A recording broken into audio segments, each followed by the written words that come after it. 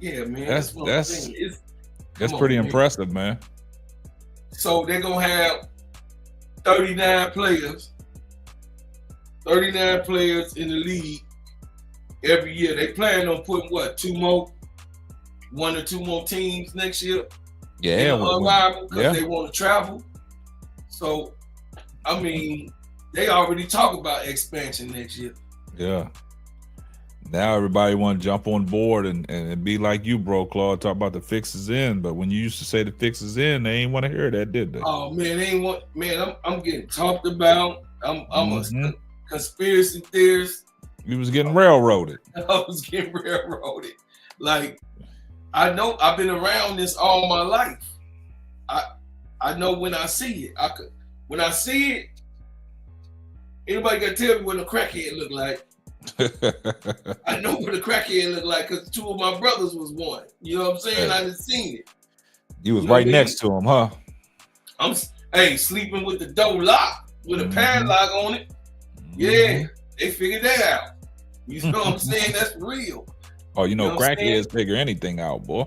Man, them boys, man, them scared the wall, like scared the outside like Spider-Man. Yeah. 2-story house. Hey. But you know, my whole thing about this KSAP is that when you have a league like the WNBA, you cannot play with that type of thing, especially where it's going right now. You have no reason to play with something that is as spectacular as Unrivaled is. So the WNBA cannot play with these girls like this, man. And this is what I was talking. Now, this is what I was alluding to. The last chat that I was on about I don't want them to be able to come, on my podcast. I don't want them to be able to come to Unrivaled without going to the WNBA, but they making it look real bad for them, man, like that. They making it real bad, like, why?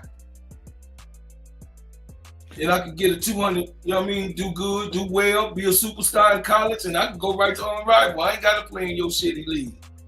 You know what's crazy? Because y'all, I think y'all was on another platform talking about. Man, my platform. Yeah, y'all was on your platform talking about, I think Uncle J.E. was bringing up that conversation about, Unrivaled. Uncle J.E. did bring up. That's right. I mean, just because you in the WNBA and, you know what I'm saying, and the way Unrivaled's going. He said it. Yeah. Do you have to play in the WNBA to play in Unrivaled? Hey, Paige is down, Fly's down, now Juju down, Dawn is down. You dig what I'm saying? They going after, only thing that me and Sister L was talking about is I don't want to make, and I still don't. I don't want to make Unrivaled a getaway, keep away type of league. You understand what I'm saying? Get away, keep it. Like, surpass that. Well, no, I don't have to play with these heifers. I'll go over here to Unrivaled and make more.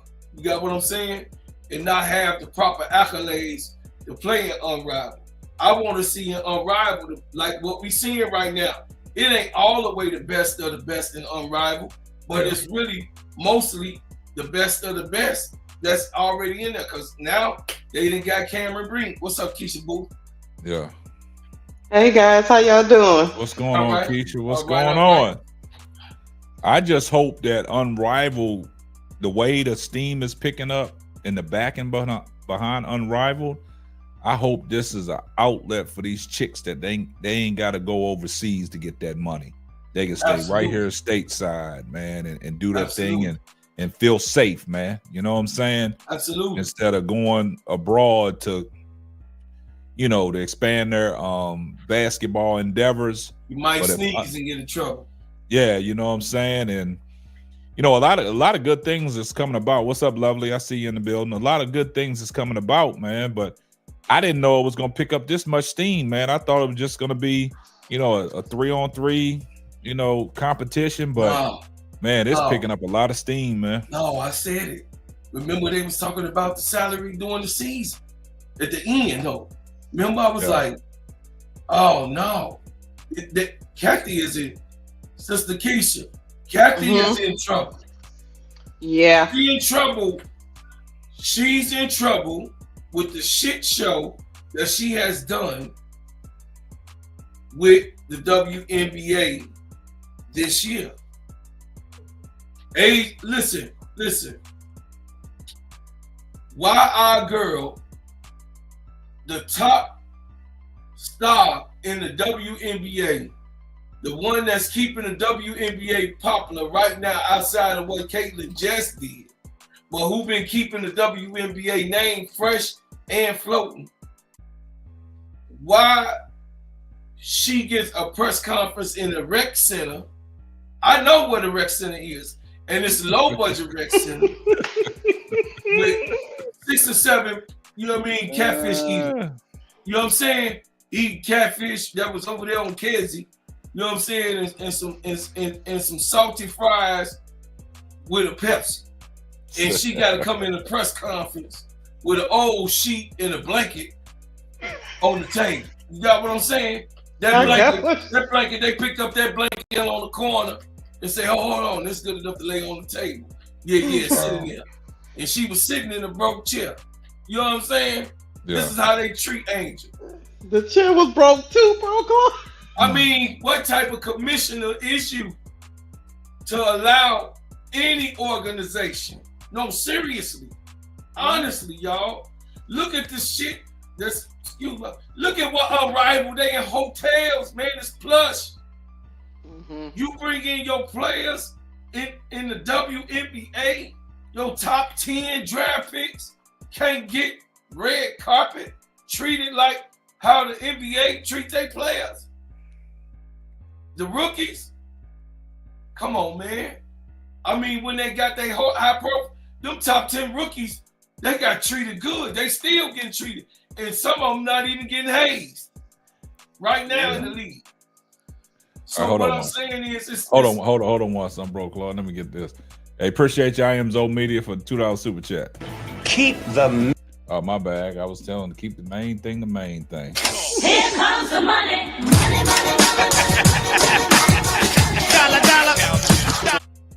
Hey, appreciate you, though. Shout out to K-Sap, man. Appreciate I got home, then K-Sap came on. Love y'all. Zoe over there doing breakdown. He doing witchcraft over there, K-Sap. Appreciate you, Lisa. The new setup. I appreciate you. Yeah, I'm just trying to expand. That's all. Daily Dose of Tea. I haven't sent the email out. I'm gonna send the email out tomorrow because we're gonna link up on Thursday. I'm gonna send the email out tomorrow. So we haven't sent the email back out, so you haven't missed nothing. Go ahead, keep cooking, bro. What I was saying is that you treat your top players, and then they had no clue either.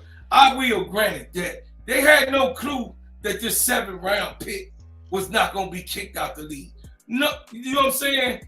We felt that she was good enough, but they didn't have a clue that this girl was going to be the #1 stepper in the WNBA when it comes to show megastar, putting them on the map, going across the world, you know what I'm saying, doing the different things and keeping the name fresh. You feel what I'm saying? She not only doing that for herself, she doing it for the Chicago Sky and for the daggone league. You got what I'm saying? So she got 3 purposes every time this girl show her face, or she go to a gym, or she go to a photo shoot, or she go to a dinner, or she go to a business meeting. Every time this girl go do something, this girl has to have those teams and the league on her back and think about wisely how she moving. And all of this time that we're looking at in this year, she had to come in with a blanket on the table in a dirty glass put on for her to drink out of, and the water bottle didn't even have a label on it. You got what I'm saying? This is how we treat Angel Reese when she came into, you know what I mean, the Chicago Sky. You feel me? So I think it's terrible. I think it's terrible. Then you're getting rid of players They having babies, getting pregnant, and it's chaos because they got pregnant. You got coaches telling them they can't procreate. I mean, that's a problem. That's a shit show, man. They got to fix. Kathy got to fix this. I'm just telling you. I hate to say it, man. I said it, Keisha. When we talked about it on the show, Uncle Jay brought it up. I said I wanted Unrivaled to be for the stars, so that we can see our stars in prevalence. And they're able to get, more money and don't have to go overseas like my brother K-Sap said. But it looked like, man, they recruiting these goddamn college kids. What make us a college star say, man, the hell with your damn league? I'm going to Unrivaled. Shit. What make it? They get 240,000 off the rip. But the only thing they're gonna push back on that, bro, Claude, is because it Unrivaled comes after the season going into the next season, right? So that's the only thing that a lot of people gonna push back. You know what I'm saying? Sit out. They just finished college, bro. March Madness just stopped. I understand where you're coming from. You got valid points, man. But that's what a lot of people gonna, they're gonna push back against you on that. You know what I'm saying? They're gonna rebuttal, and that's gonna be their rebuttal. You know what I'm saying? You got a whole season of the WNBA, and then Unrivaled kicks off until you're going into the next year. But like you said, these girls are coming out of college, got to get some kind of, thing. Yeah, some type of, training ritual, to get their legs back under them and things like that. It's almost like a training camp. You know what I'm saying? But I think that's the only rebuttal that a lot of people are going to have and push back against you. That when you make, assumptions, or not assumptions, but when you say stuff like that, I think they'll try to push back in that sense, man. So and the other thing is too, bro, Claude, I would say to your point is some people are not going to be good at 3-on-3. That's yet to be seen too. Just because you're good at 5-on-5 don't mean you're going to be good at 3-on-3. It might not be the game for you. So if you bypass the WNBA, you got to know that because I can't see you bypassing the WNBA, going to Unrivaled and thinking you can come back. Yeah. They might shun you. They're like, okay, you messed up in 3-on-3. What makes you think you can play 5-on-5? So I don't think it'll be beneficial to you to bypass the WNBA. Answer me this, Keisha. Paige Becker with her NIL, it's real big right now. She has the biggest NIL deal. They was talking about that right now. Okay, Paige Beckers choose to sit out on the W and go right to Unrivaled. Is she hurt? Is it gonna harm her? She already a millionaire. That's not gonna. That little $75,000 ain't finna hurt her. Wow. That's not finna hurt her. She got 6 million. She got 6 million plus other endorsements coming. Paige Beckers. Just think about this. I'm not just talking about any type of riff-raff K-Sap coming out of college. Now, I'm talking about the Olivia Mounds, the Centrons, the Ozzy Fudds. If they offering this kind of money, man, these women got a lot of things to think about, man. You know what I'm saying? I mean, you know what this puts pressure on? It puts pressure on Kathy what's her last name? Engelbert. Yeah. And this new CBA negotiations they got going on. It's putting pressure on that because she's gonna have to bring these women up to. I would say this. I'm glad Unrivaled is here because who knows how long it would have took them to get them off that $75,000 a year. Yeah. They needed some kind of competition to their league. A starter salary should be like $150.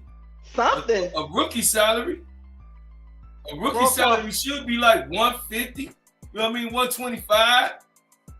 You know what I mean? But you know what's crazy? Like Lakeisha said about Unrivaled, about 3-on-3. This 3-on-3. I think these people are excited because a lot of these chicks are gonna showcase their one-on-one skill set against, because like I said, it's you know, it's almost like a 1v1, man. You're gonna show who you can show up. You know what I'm saying? And then they got a 1v1 like tournament. And then then they got a 1v1 tournament. Yeah, I saw that. So then the one that who win, listen, it's an extra incentive for the one who wins the 1v1, so she get an extra $10,000 to $20,000. Yeah. You know what I'm saying? Mm-hmm. Like, okay, so if the person win the 1v1, that's 20,000. So take 20,000. Still, WNBA paying them 55,000. Take 20. I mean, you can think like, I mean, to be honest with you, man, I really hope it don't do that. I hope Kathy be ready for this, because this is the biggest. So we had the hottest draft class come out this year. We're gonna have the biggest skilled draft class coming out for 2025. The biggest skilled. Listen, them girls coming out right now that could play. Like, I'm all the way on 12 and 14. They not no bums. Oh nah. What's going on, y'all? What's going on, brother Mike? I was saying, brother Mike, I was saying that I'm hoping that Kathy get it right in the WNBA, because Unrivaled is a place where if it's a hot young lady that's super hot, like Juju coming out, she can look past the WNBA because she got an automatic 250. When she go to Unrivaled, already she'll be a millionaire by the time she get out. A multi-millionaire. She already a millionaire, but I'm saying a multi-millionaire, because every year that she does and do in college, they also give them, you know, a grade incentive, but she also get more backing from different people that want to, you know what I mean, like gym shoes and you know what I mean, pop and all that. You know what I'm saying? I'm just hoping that Juju got don't become that type of league. Juju got all the big endorsements. I don't think that'll happen because of Nike. I think Nike themselves will probably step in and say no. You know, they got deals with all the big stars. My bigger issue is, and let me just preface this by saying this, all my opinion, is you have the WNBA, and I'm of the opinion that the WNBA did very well this season because of star power. But the league, I don't feel like did enough to help them, right? So they like carried the league. I feel like the commissioner, she's too lost in a way. I feel like she's too reactive. She's like the type of firefighter that sees the house burning but doesn't walk in to fight the fire until somebody says, hey, go stop the fire. She's too reactive. She's not proactive. You know what I'm saying? For instance, right? You've seen all the, you know, the fire burning with the complaints during the season. When did she step up and talk? When she was compelled? We see what's happening with Caitlin Clark right now. Has she released a statement yet? This is the commissioner, which means she's supposed to lead the league, not sit back while her players are catching, you know, a bunch of nonsense from the media, and she's sitting back doing nothing. You know what I'm saying? Yeah. You know, that's a reactive approach. When you want to lead something, you have to be proactive.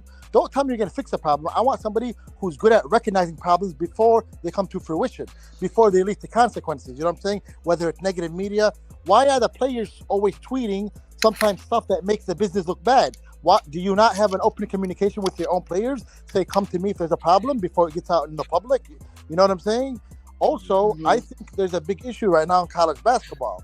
Like, whether ESPN, the league, the big endorsements, they, in my opinion, they just need to come together with all the major colleges, the top 50 schools, and say, all of you guys need to make a better schedule. Stop playing. Like, Juju's one of the biggest stars. Why is Juju playing Elon, Church Baptist, and all these schools? I want to see her versus all the big schools. That's how you build a fan base that follows you. You know what I'm saying?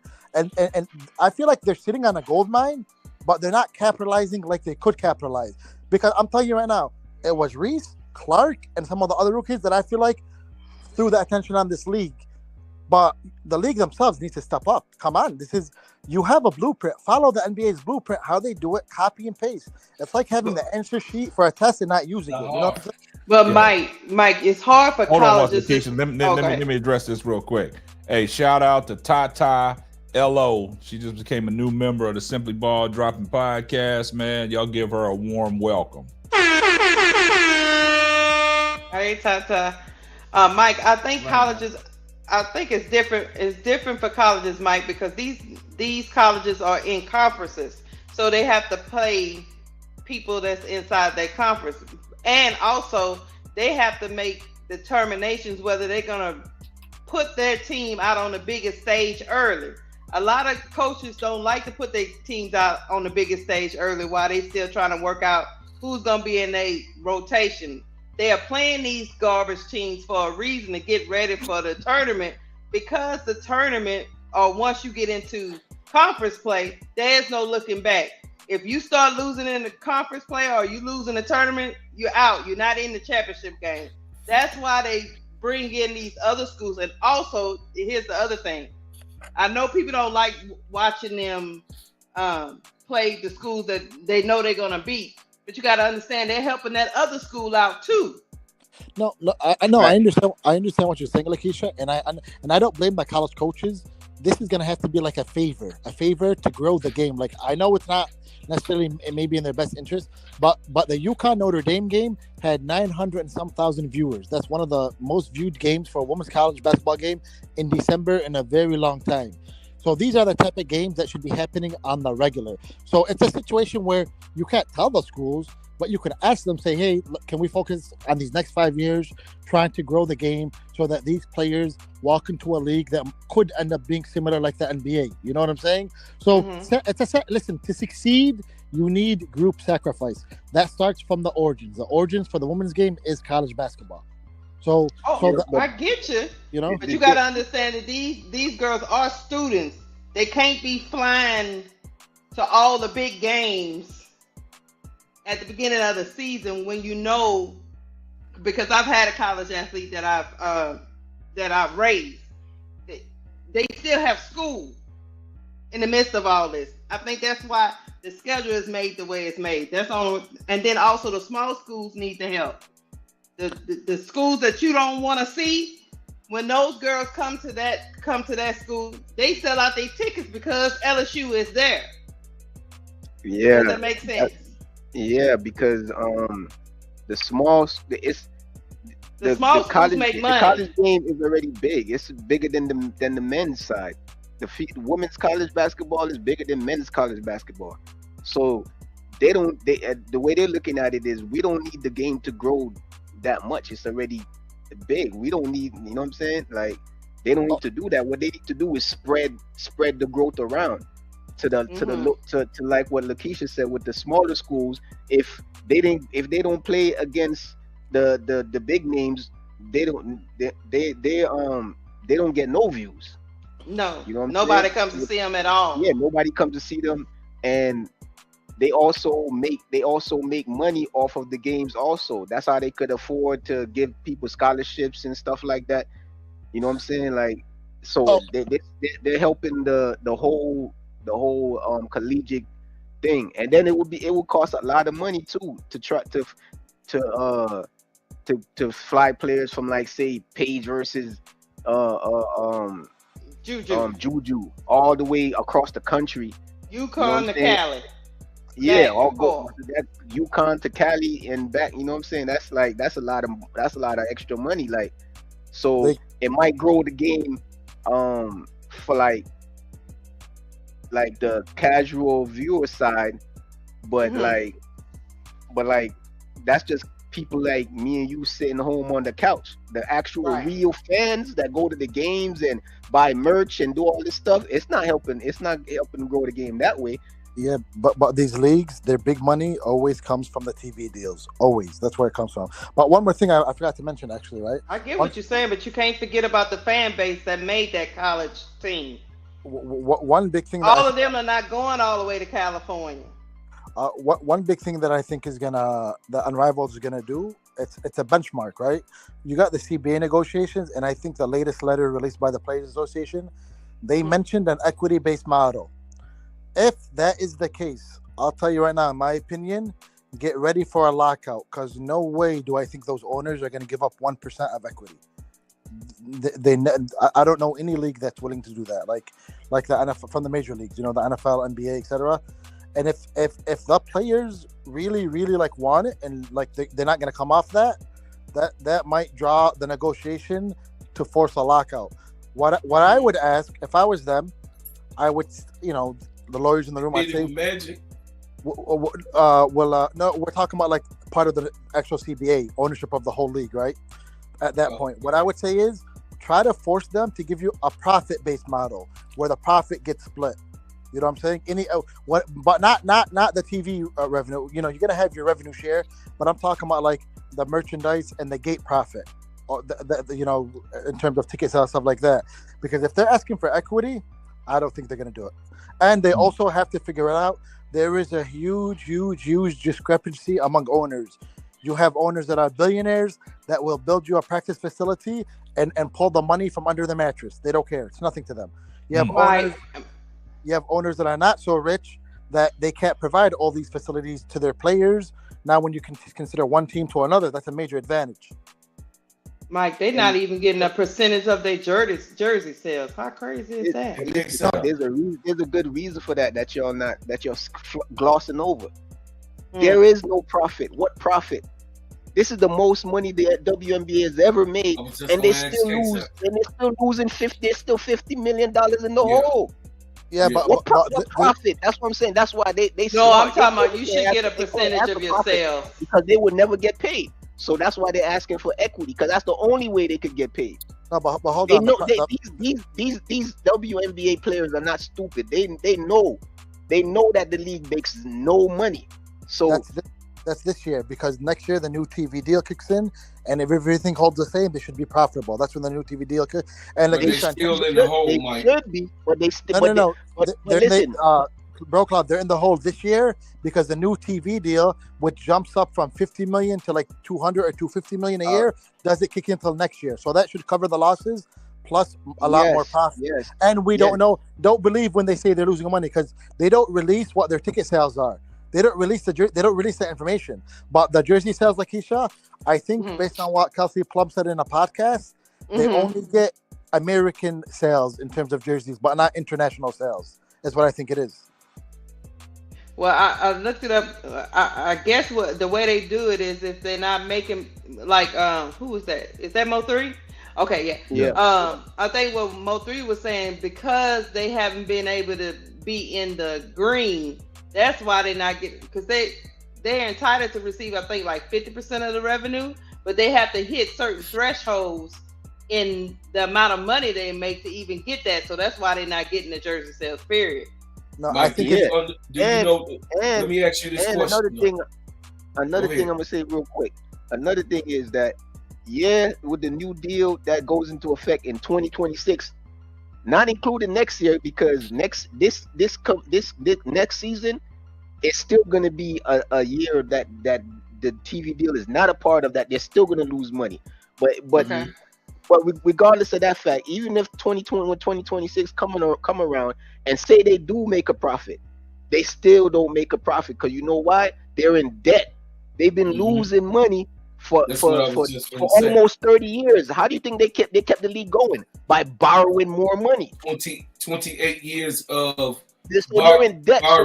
So when for 28 years they've been borrowing money for 28, so that debt piles up. So the little 50 million that they lost this year, their debt is way more than that. There are hundreds of millions in dollars in debt. No, they about 16 billion. I think they was mentioning. So they first have to pay some of the debt off. They can't just be giving. Okay, so now we're making money. We're just going to pay the players. No, the people that they borrowed the money from are going to be like, wait, hold up. What's going on here? The average loss is 36 to 42 million a year. Before this year, they did 60 million this year. Hold on, the debt. I think the total debt was either, I heard it was either like, I think either 200 or 300 million total that which is accumulated losses at that point. So I mean, it ain't like they're gonna tell them pay it all back in 1 year. Maybe they say that's what I know. But you think they're gonna make him? They gotta pay back some of it. You think they just $1 billion? They ain't making gonna make a whole bunch of money? No, but you gotta remember what. You gotta look at this too. The cost of operation is gonna go up as well. All right, hold on for just 1 second, guys. Let me address this, man. Hey, I appreciate you, Alan Joyner. He just became a new member of the Simple Ball Dropping Crew, man. I appreciate that. Y'all give him a warm welcome. Also, let me put this in context. Let me put this in context of what Lakeisha said about the jersey sales. I just want to throw this out, and then y'all can get back to talking what y'all talking. Bronny James over $50 million in jersey sales. Now continue. Go ahead. Exactly. But to Mike, hold on. Let me just say this one thing. To Mike's point. He threw a monkey wrench in that mother. Most sure you know I gotta do it, right? Threw a monkey wrench in. But to Mike's point, though, you have to understand the WNBA hasn't been real good at bridging the gap between college and the pros. They have really mishandled this league a lot, because how do you have a player have such a following in college, and then they get to the pros and you never hear about that player again? Let me ask you something, Lakeisha. If you're on Twitter, right? Because I'm not on Twitter no more. When was the last are they even posting Angel Reese on the regular? I'm assuming. Yeah, they are. I'm not big on social media, but if I had to guess, she probably has. Wait a minute. Who you asking? Who's posting Angel Reese? The WNBA. Oh no. Okay, not the WNBA. No. They don't want none of that smoke. They know what's happening. Lakeisha, I'm gonna make the assumption because I'm not big in social media. She probably has the biggest social media followers in probably all of the league. It's not probably, right? She do. Mm-hmm. So you mean to tell me that a league is not plastering their page with some of their most popular athletes? That's you, Mike. That's where I was going. This league has been poorly managed. Even when they have stars, they do not know how to market them. Bro, Claude, you know what they did? You want to laugh? Their social media team. So when they came out, I think, if I'm not mistaken, it was the first team like all WNBA, right? Mm-hmm. They made a mistake with Wilson and Clark. They put above Aja. Now they deleted and corrected it, but it was there and a lot of people captured it. They put above Aja Wilson's name the Sparks logo, and Caitlin's name. They spelled it incorrect. And then I heard they corrected Aja's logo. They put the Vegas Aces logo, and then the second iteration of this, when they're trying to correct the poll, and then they still had Clark's name misspelled. And then it's like, are they even like? Let me tell you something. If they hired me, they said, "Mike, come and advise us," I'm gonna say no problem. Social media team must have a meeting. They're all gonna walk out with pink slips right away. Right away. There's these type of mistakes. I can't have you here. It's either negligence or incompetence, in my opinion. Either way, you cannot be in this building. Have a good day, and set that tone from the beginning. That's not acceptable, in my opinion. That where I come from, when you're posting something, it goes through multiple reviews. So anybody that touched that review, that signed off on it, should not be working there, in my opinion. Or make them change positions, or make them go through a 1-2 months training, something like that. Because that's just ridiculous. And you're telling me Reese with millions of followers? I mean, it's free advertisement for them. Because if a business wants to put Angel Reese on their page, they're probably gonna have to pay her. Yeah, I think the reason why they don't do that is because they don't want to seem like they're choosing. So you're telling me a business is prioritizing feelings over the premise of a business, which is to make money in an ethical fashion. So at that point, again, that's where leadership comes into play. Yep, it's that simple. I agree with you, Mike. Hey, listen, if you're worried about people's feelings, then go down to like a happy center and play the drums. I'm here to make money. I'm here to make money. They're not worrying about the players' feelings. They're worrying about the fans, like all them lunatic fans that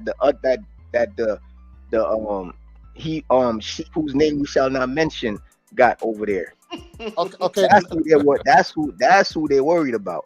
We can't mention her name no more. If the shoe was on the other foot, they would have definitely did that with the other one that whose name we can't mention. But Mo3, as a business, you got to do what's best for the league as a whole. You can't be worrying about what some Caitlin Clark stands are going to be crashing out over.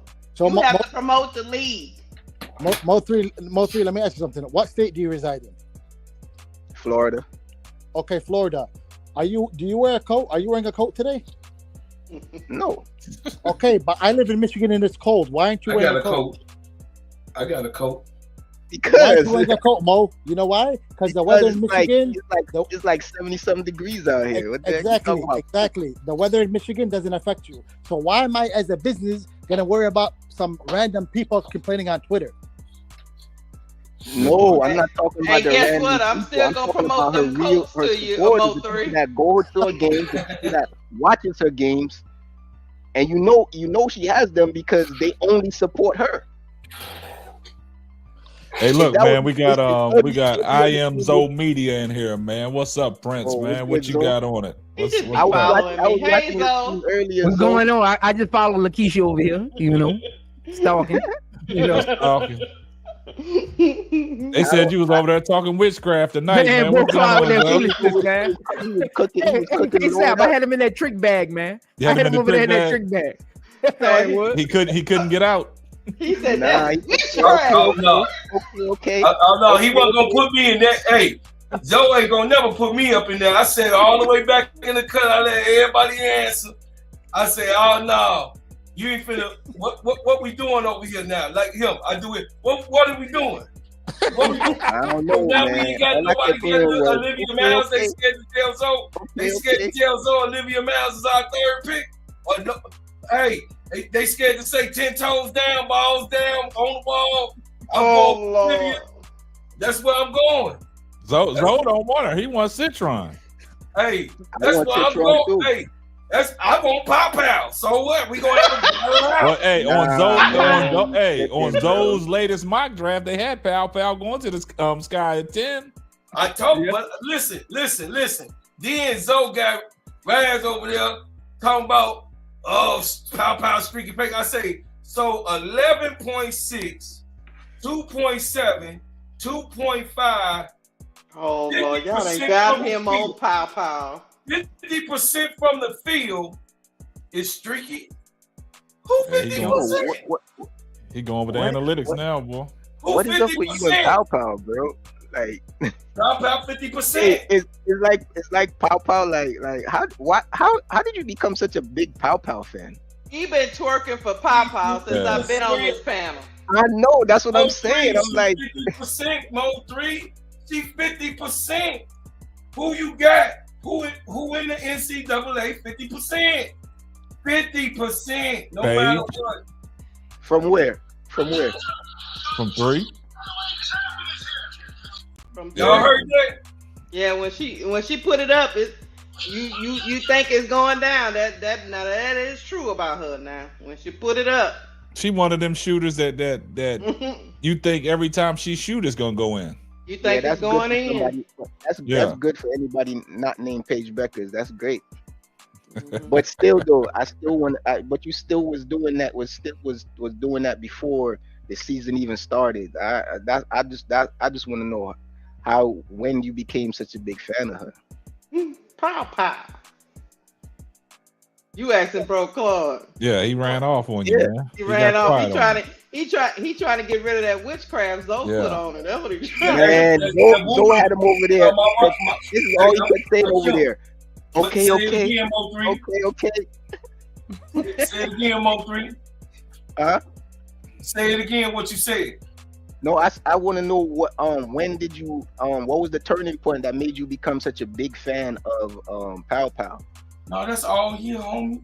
I'm a South Carolina dude anyway.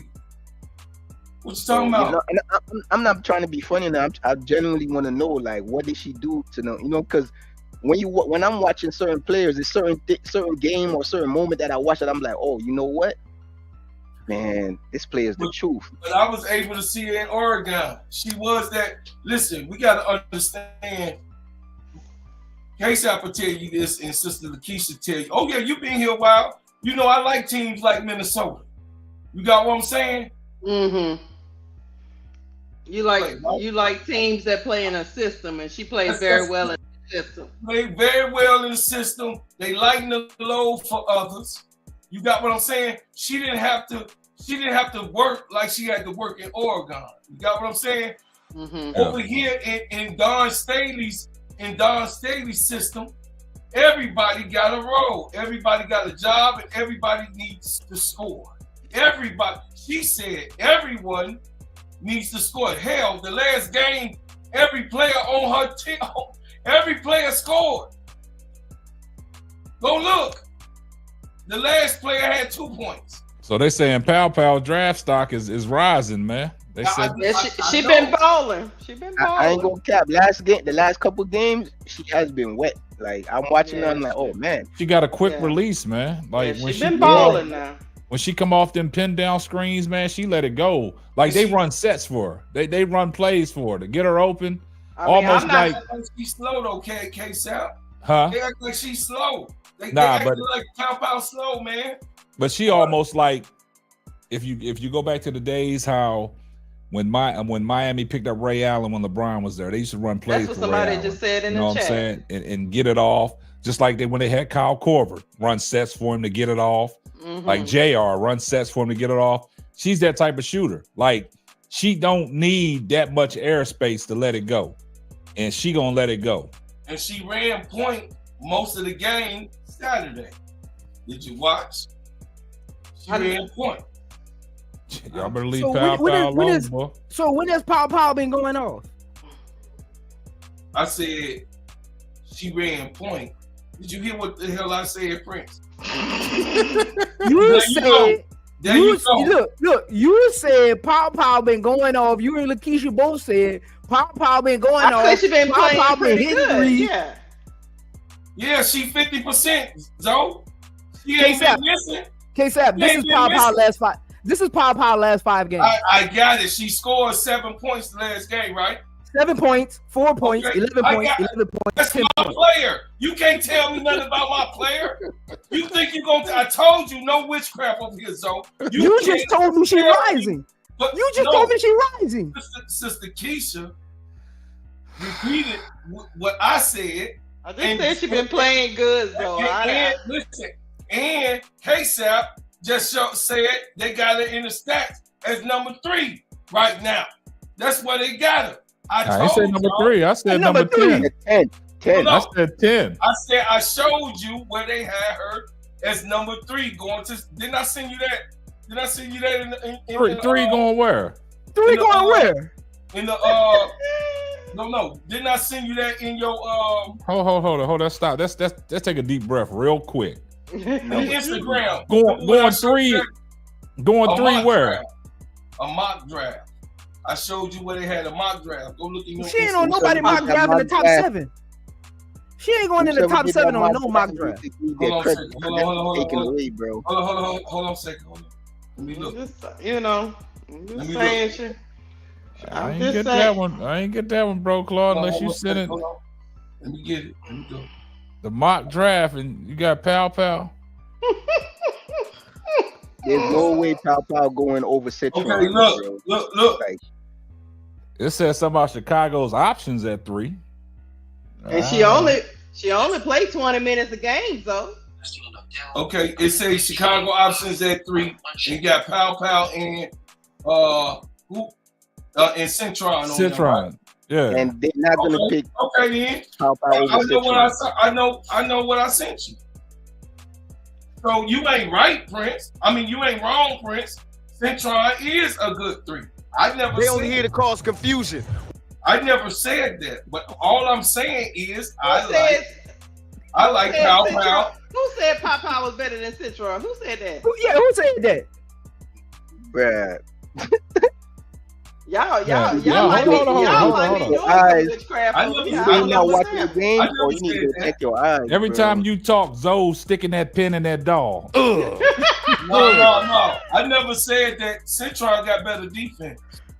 So she's a better two-way than Pow Pow. So let me ask you this question, bro, Claude. I'm to throw it out there. I just said Pow Pow. Now he about to cause confusion. I'm just asking you a question. So if Pow Pow and Citron are there at 10, who you taking? Olivia at 10, he said. I said at 10. At 10. Oh, Ozzy Food. See now. He all over the place. He deflected now. Okay, I got another question for you, bro. Am I solid Prince? Are you standing 10 toes down or not, bro, Claude? Bro, Claude, another thing I want to correct you on. When did Pow Pow start shooting 50% from the 3-point line? No, I said she's 50% from the field, brother. Don't correct me. I asked you from where, and you said 3, bro. Yeah, that's what you said, 3. No, that's what I said. All over the field. She 50 from the field. Did I say that on the last chat, Sister Lakeisha? I thought that's what you said, but hey. That's why I run it back. She's 50% from the field. Words can get misconstrued now. Yeah. She's 50 from the field. She's 50% from the field. That's excellent. It is pretty good.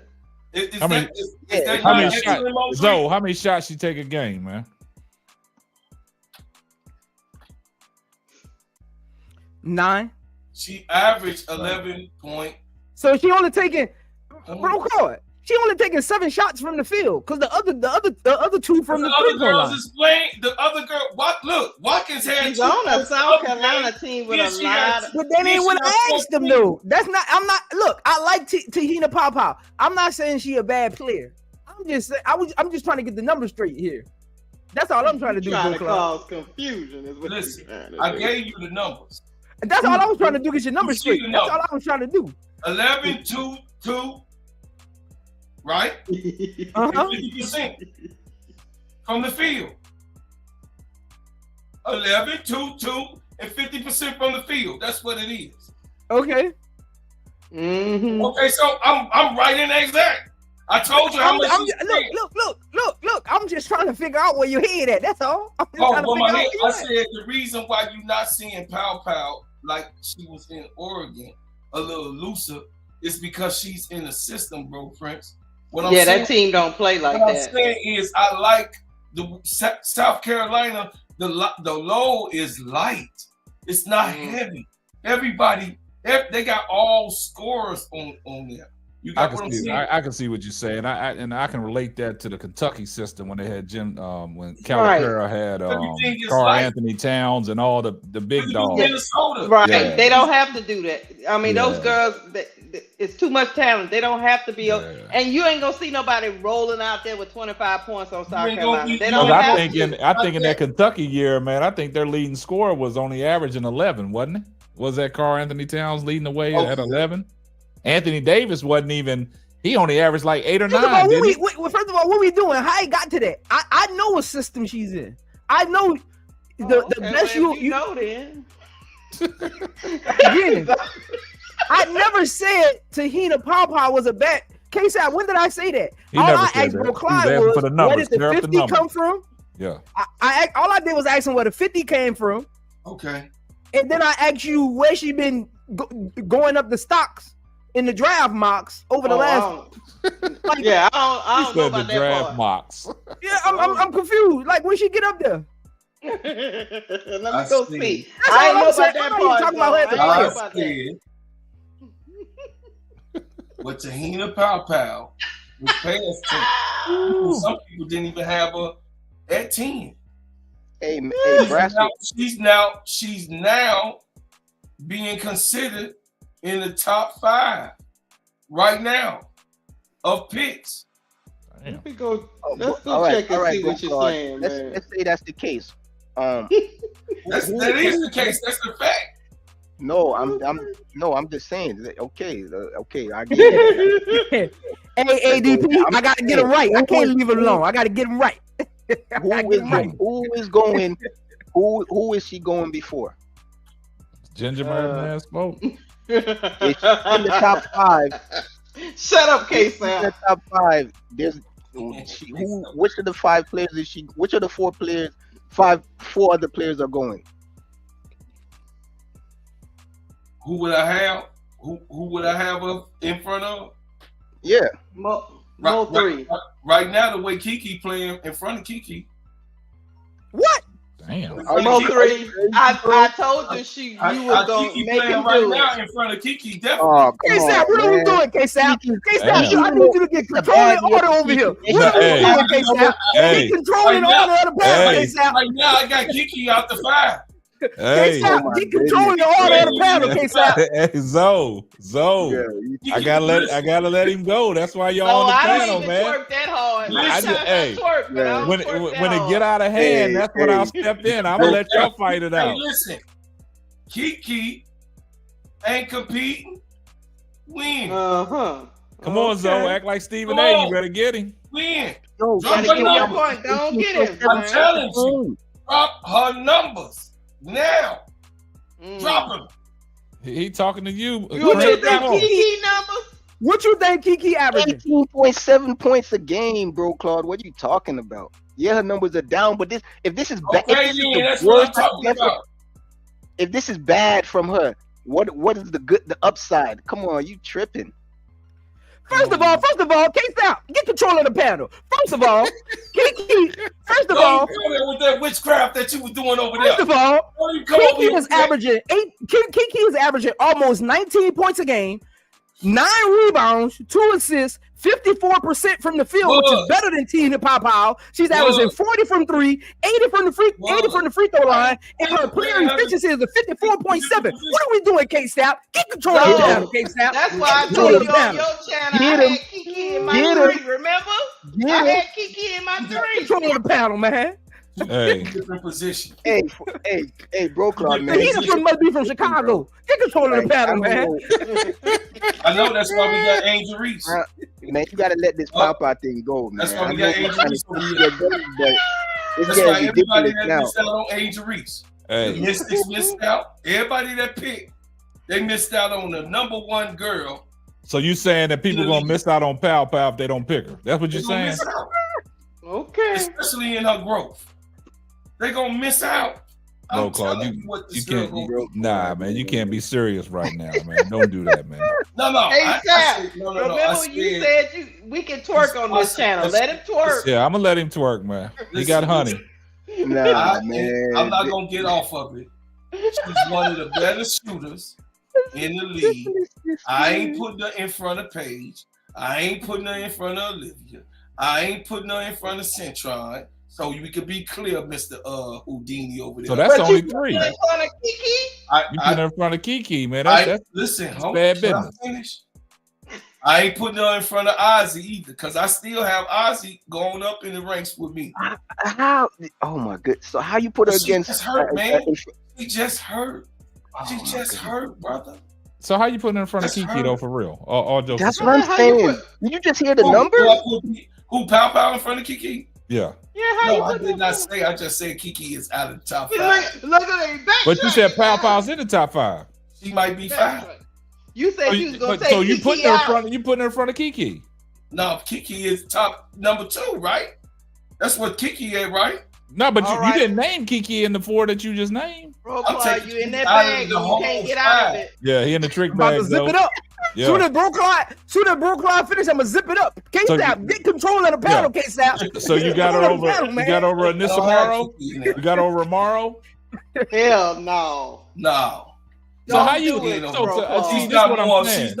She's not more valuable than Anissa Morrow. She's Well, a- then that drops her back down to like 6 or Listen, 7. I'ma Come keep on. it- Where she originally was. Listen. I'm gonna keep it real. Okay. I love Tahina Pow, but she's in that 7, 8, 9. Damn, he see we made Oh, him push he her all the came way back to from reality. 3 He to coming- He about to 5. kick out the No, No, I second didn't round. never have that in no 3. Yeah. I just Coming stick back to a out the clip where they bag. said 3.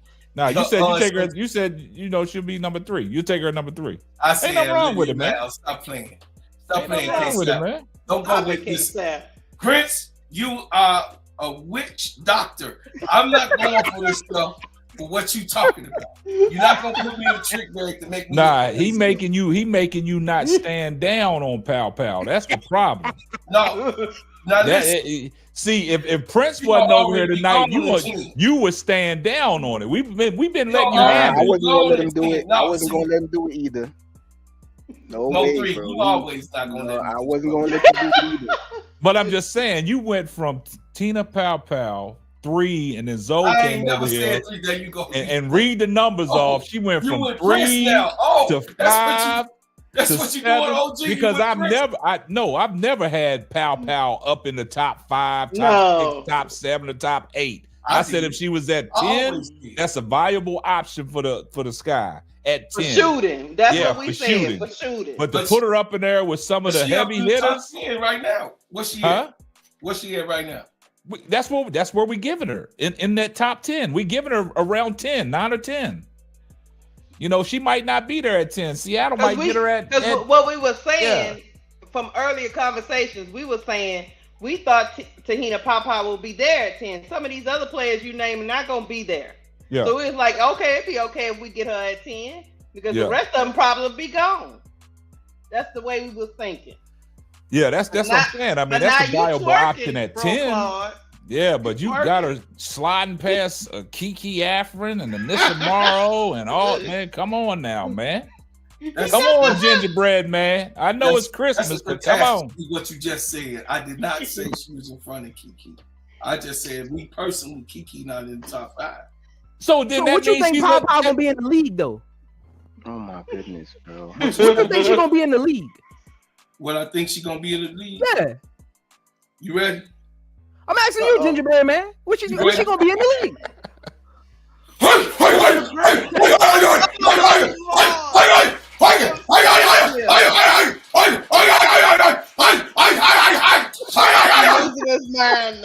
They got him crashing out. Hey, she one of those.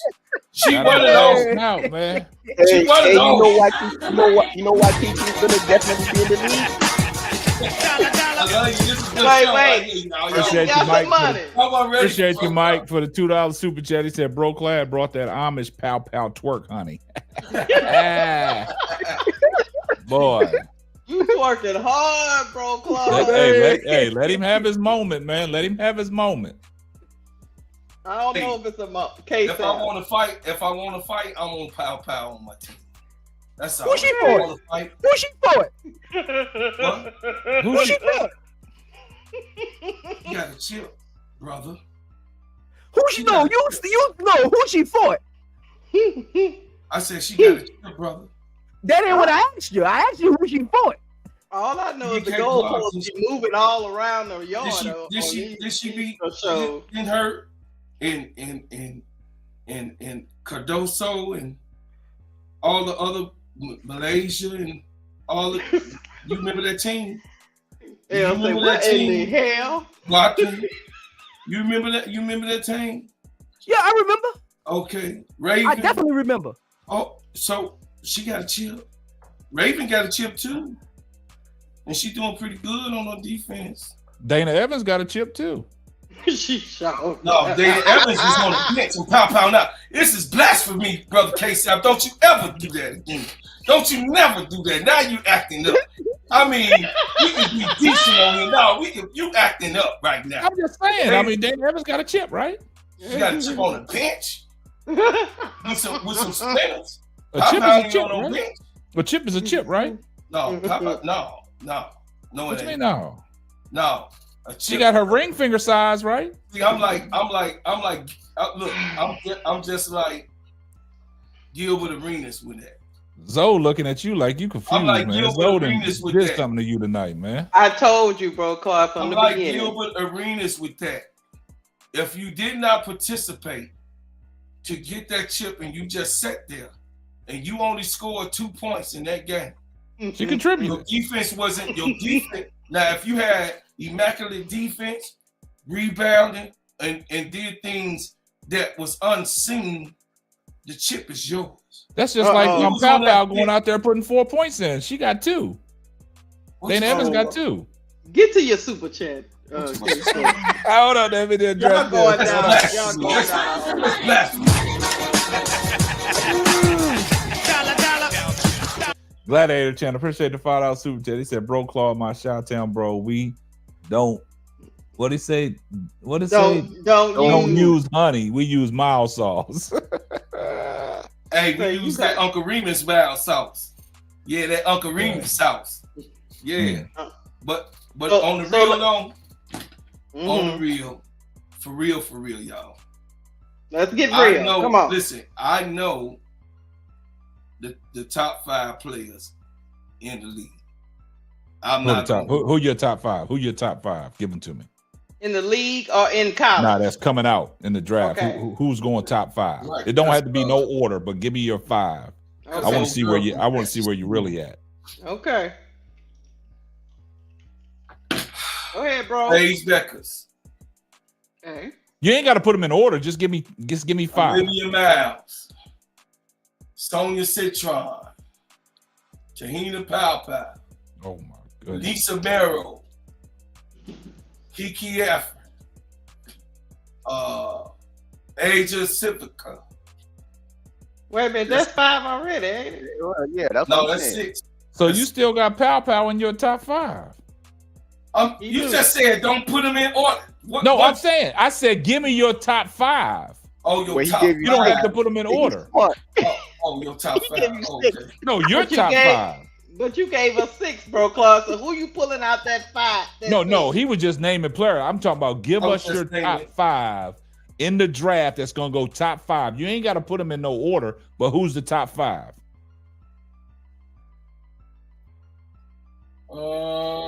Paige, of course.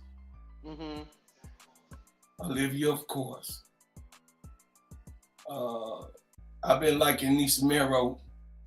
I like Nisha. Me too. I've been seeing it. She been her stock going up. Sonia Citron. That's 3. No, that's 4. That's 4. That's 4. Yeah. Oh, I missed something. I forgot which one you missed, but that's his 4th one. Wait, he said Paige, Sonia, Olivia Miles. I need some Kiki Afrin. And Kiki Afrin. Back in the top 5. That's 5 right there. Yeah. So who your top 5? It ain't gotta be no particular order, man. Top 5 that's gonna go in the draft. No particular order. Top 5, Miles, Beckers, Citron, Kiki, and I'm going Malongo. That's a curveball. That's a curveball, though. He been saying that all night. Now this is what I want to ask Zoe. She got KD potential. Yeah, this is what I want. KD play style potential. This is what I want to ask Zoe because he been advocating for this. He's been saying this. I don't think he's been asking a question like this. Have you let me see how I can frame this, how I can put this in context. Zoe is I don't think Zoe is sold on Paige Beckers have to be the number 1 pick. No. The fix is in. No. This is a great question though, because he's been talking about it on his film studies and film breakdowns, right? So, with that being said, because like you say on your film study, it's all about what the team needs and their fits, right? So basically, I've heard him say this not once, not twice, but a couple times. Why do people think that Paige Beckers is automatically going number 1?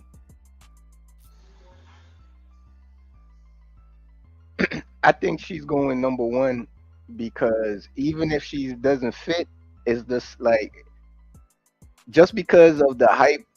Sometimes they do it like that. Like they'll even if like they'll pick her number 1 and then like on the backside make do a trade so that like okay like whoever wanted her and fit with her they pick her first and then trade her for the next player that they want from another team, like number 2 or number 3. That's what I was originally thinking that a way that Chicago could get Paige, if you know what I'm saying. But they don't always do it. But they sometimes, if the person is big enough, they do it. Because Mo3, I've heard you say that Chicago could potentially trade up and get Paige. Yeah, that's the way I was thinking they could get her, because she's a better fit with Chicago than she is with there. And if she doesn't really want to go there, if the rumors or quote unquote rumors are true, and she doesn't really want to go there, they might say, okay, where you want to go? And she want to go there, they'll be like, all right, then they'll do some backdoor trade where, okay, we'll still pick her at number 1, so she could claim to be the number 1 pick, and then when you pick your pick, we'll just swap the picks. But they don't even have to do it like that anyways, because they still got the pick swap, so they could just do. But I don't think they would waste a pick swap on that. They got that in the latest ESPN Mo3, how you just said it. Just 1 second. Yeah. Here comes the money. Dollar. Appreciate the $2 super chat. Reddit Milky Way. She said Paige has popularity. Also hit the like button. So I mean, that's a good question, man. I mean, Paige don't have to go number 1, but from everything that they push in the media narrative and everything, I think Dallas is going to pick her regardless. You know what I'm saying? But at the same time, I mean, there's other good candidates for that number 1 pick, man. But that's what I'm saying. I think because of how big Paige is, they're not gonna not draft the number 1. They're gonna draft the number 1, but if she doesn't want to be there, they're gonna find a way to do like some backdoor trade or some draft night trade or something to get her where she want to go. But just so that she could claim to be the number 1 pick, and so it doesn't look bad, they're gonna pick her number 1 and then try to work out some deal. Because I don't see a way like her not going 1 because of how big she is. If she wasn't as big as she was, then yeah. But because she's so big, they don't want to like. Because it's gonna look kind of bad, like, oh, she ain't go number 1. Like, what's going on here? That would be like the same thing if they did that to Caitlyn. Like, oh look, Caitlyn didn't go number 1. What's going on here? So Zoe, man, what's your take, man? So I'm big on what makes sense versus the norm. The norm, again. And that's why I'm always going at it on my chat, because they still haven't learned my thought process. My thought process is always on what makes sense versus the norm, because 9 out of 10 times, what makes sense gonna always play itself out in the end anyway. Yeah. The norm might be in front of you, but what makes sense will play itself out eventually. What's the norm? Paige going 1. What makes sense is Dallas, not even to Chicago, Dallas trading back, because they can still trade back 1 or 2. Yeah. And get 2 top 10 picks from Chicago, or get a 1st and a 2nd from the Sparks, and still get the player they want at 2 or 3. Olivia Miles fits the Dallas wings to the T. Like, that's the one team. And again, nobody brings up Olivia Miles in Dallas because everybody already got Paige going there. But if you look at the Dallas Wings roster and look at what Olivia Miles has at Notre Dame, it fits it to the T. That's literally a grown-up Notre Dame roster. Look at that roster. It's literally Notre Dame's grown-up team. You got Enrique and Hidalgo. You got Citron / Sably on the wing. It's literally a mature Notre Dame roster. So if you're thinking about Olivia Miles coming to the team and just plugging and playing, Chicago is the team. But again, when you think about the norm is just Paige going number 1. It's not even the discussion. But what makes sense for both of those players is Paige going to the Sparks, actually, which makes sense for both of those players. Nah, you causing confusion now, Zoe. Stop that. Wow. Paige going to the Sparks. Stop that. And Olivia Miles Zoe, we can't let you do that, man. We can't let you do that, man. We can't let you do that, man. Look. This tell me this don't sound right. The top 3 picks: Olivia Miles with Dallas is literally Notre Dame grown-up team. Yeah. Paige Beckers with the Sparks literally makes sense on the court and off the court. And Citron going to Chicago literally makes sense. You advocating for Citron big time, ain't you? It literally just makes sense. All on his chest. It just makes sense. It just makes sense. He been advocating for. I mean, he did a great film study on. He did a great film study on Citron though, with all the intangibles, with the defense and stuff like that. Because if you look at it, man, in the WNBA, you really can't teach that defense, man. It got to be in you, man. And I've always said, me personally, like when I played ball, my thing was getting over screens, man, and sending them to the help side. You know what I'm saying? If you're able to get over a screen and force them into help, you doing your job. I hate when people sag back and go under the screen, don't get up in their airspace and give them room to do what they want to do. Now they got you at their disposal. Now they got you in the trick bag. But like Zoe said in his film study, if you look at the help and recovery by Citron by just fighting over the ball screen, staying attached to Paige, right? And I'll take a page out of this, because if you go back to the 2016 NBA championship between Cleveland and Golden State, Mark Jackson used to always say that you got to be disciplined when you guard Curry. You got to stay attached to him. You can't go under screens. You got to go over the screen. You got to fight through it. So in Zoe's film study, when he broke down Citron, like, she's long too, right? And she gets over them screens. And she can, you know what I'm saying? And sometimes she was sending Paige to all 2 or 3 defenders, right? And that's just because of her effort, just getting over ball screens. So I think that's why Zoe is advocating so hard for Citron, the number 3 pick, which makes a lot of sense because you can address a lot of needs, because Citron, she's like a 3-and-D player. She's a spot up shooter. She can play defense. Also, she, you give her the ball, she can get to the cup. She can get to the cup. She ain't loose. She ain't loose with the ball. Exactly. Yeah. She ran the point guard duties when Olivia Miles was hurt. Yeah. Mm-hmm. People keep forgetting That's what I was trying to tell Brooklyn the other day, and he was trying to tell me I'm like, but you're not looking at the Chicago, because I was like, I agree totally with Zoe, because he was trying to say you was tripping. I'm like, nah, he's absolutely right. Citron fit clogs more holes. You clog up way more holes with Citron than you do with Olivia Miles. Olivia Miles is all good and dandy to get, but what the team needs, Citron fills more of the need. So I would rather get Citron and he looked at me crazy. I'm like, all right.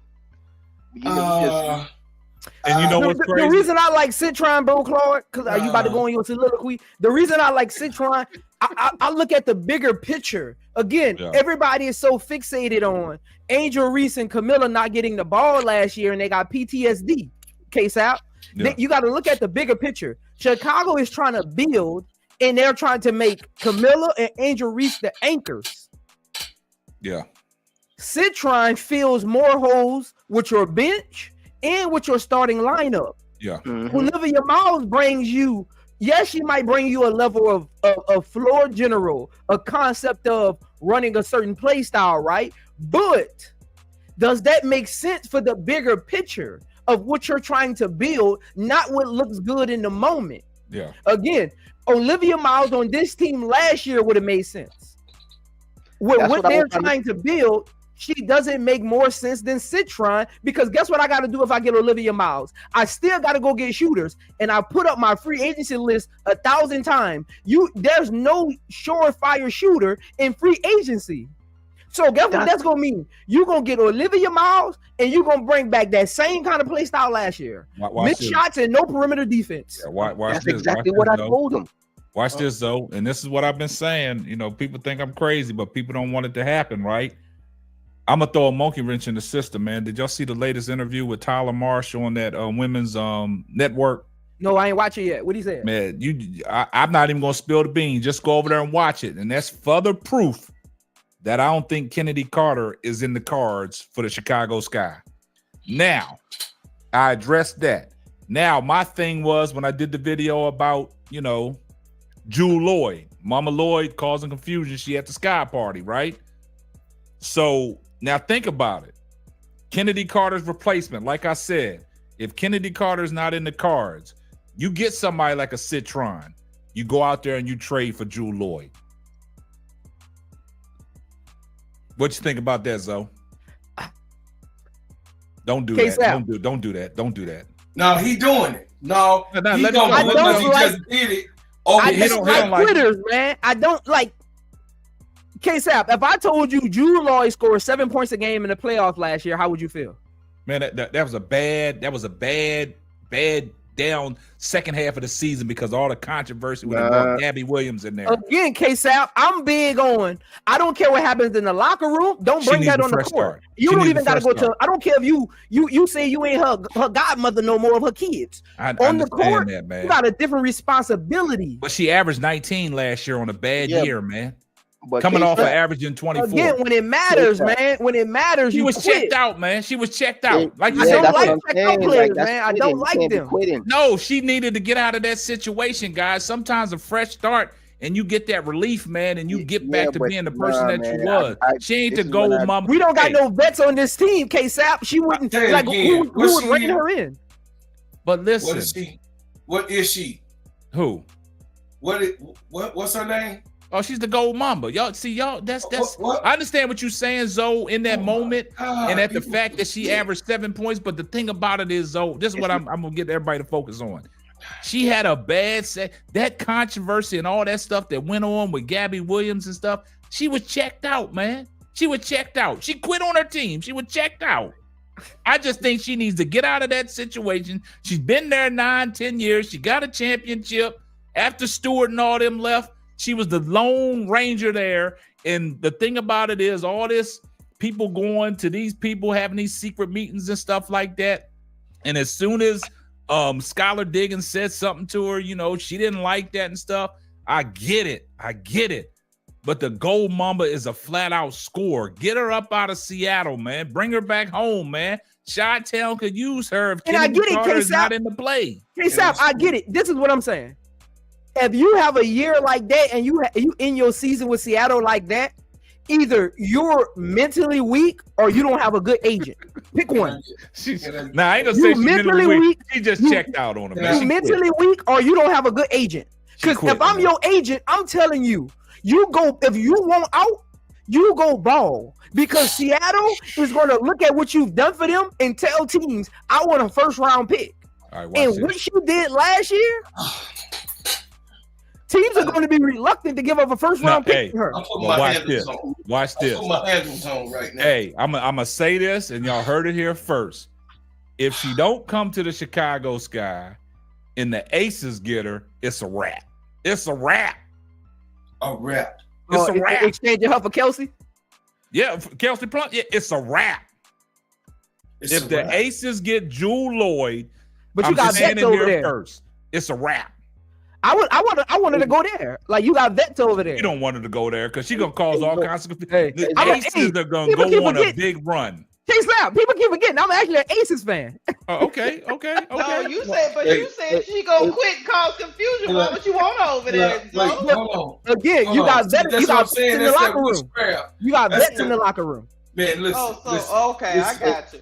Keisha, don't won't quit over there, but she'll quit in Chicago. I got Don't fall for the Kool-Aid, Sister Keisha. Sister Keisha, do not fall for this man's Kool-Aid.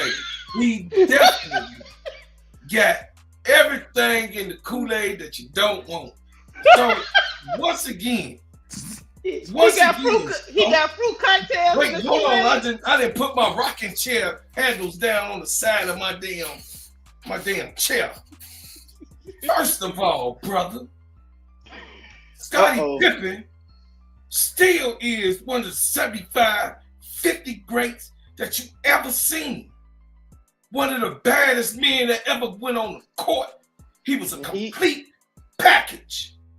in his time, he did not go on the court. In his time, he had a headache against the Pistons. In his time, does it happen to certain players? Certain players ain't cut like Mike or some Kobe's or Shaquille O'Neal's.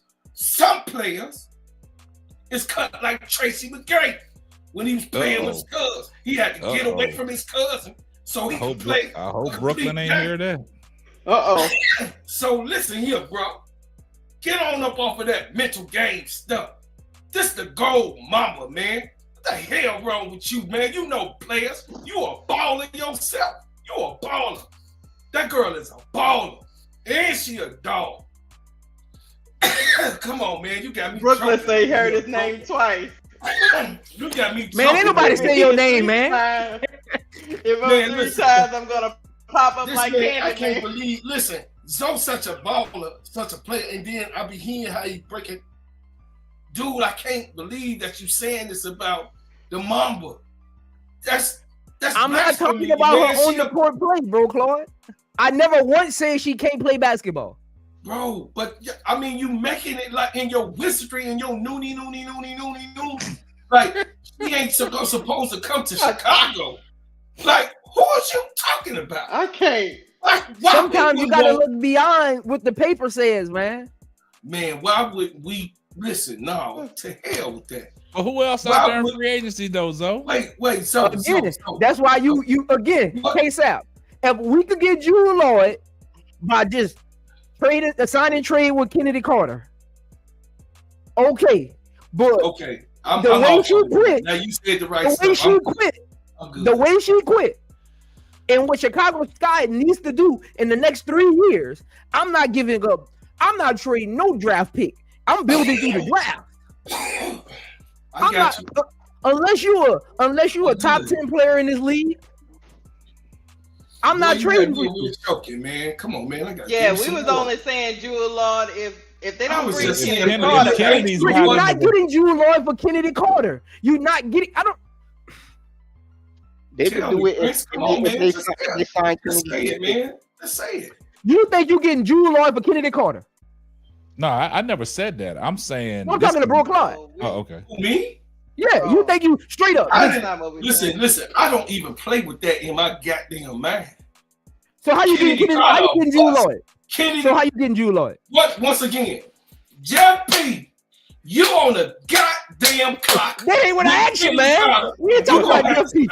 And get this right. I had to get that out. Ask this man how he getting Jewel Lloyd.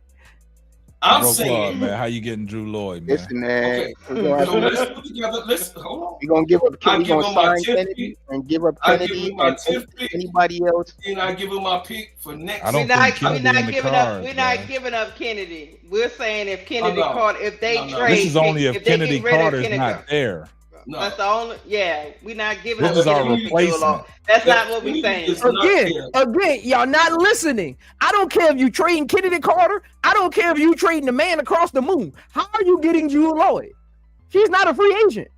I know a trade. She requested a trade. So who are you trading for Jewel Lloyd? Izzy and Dana. And the 10th round pick. What? Seattle gonna want to give her away. Seattle, Izzy, Dana, and what pick? Nah, they ain't giving her no pick. We get straight up Izzy, Dana.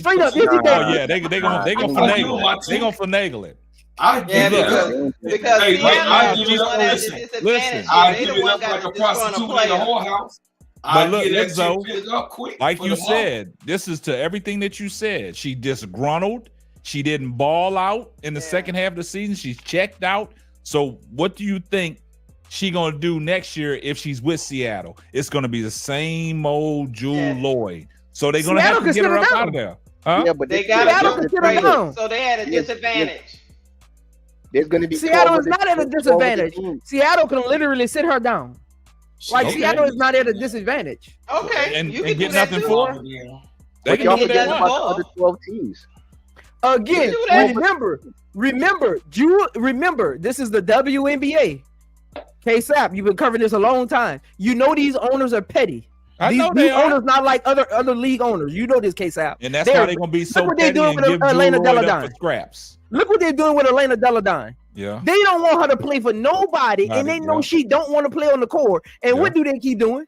They just keep setting her down, knowing she's not gonna play. They're courting her so she can sit down. Yeah. These WNBA owners, some of these teams that they own, they're projects to them because they don't make money off of them, so they can be more petty with their WNBA teams than their other teams. Yeah. So Drew Lloyd is fighting against. They did a whole investigation. I know. She's literally going against the organization. They're literally about to be petty. They're about to be petty. They can sit her down. That's fine. I mean, it ain't gonna hurt us either way. But we're not giving up the whole farm for her. Oh no, we're not giving up no picks or nothing like that. They're about to be petty, K-Sap, and ask for the form. They're about to be petty and ask for the form. Nah, she gonna get her way out of there. But honestly, I think she gonna get her way out of there, though.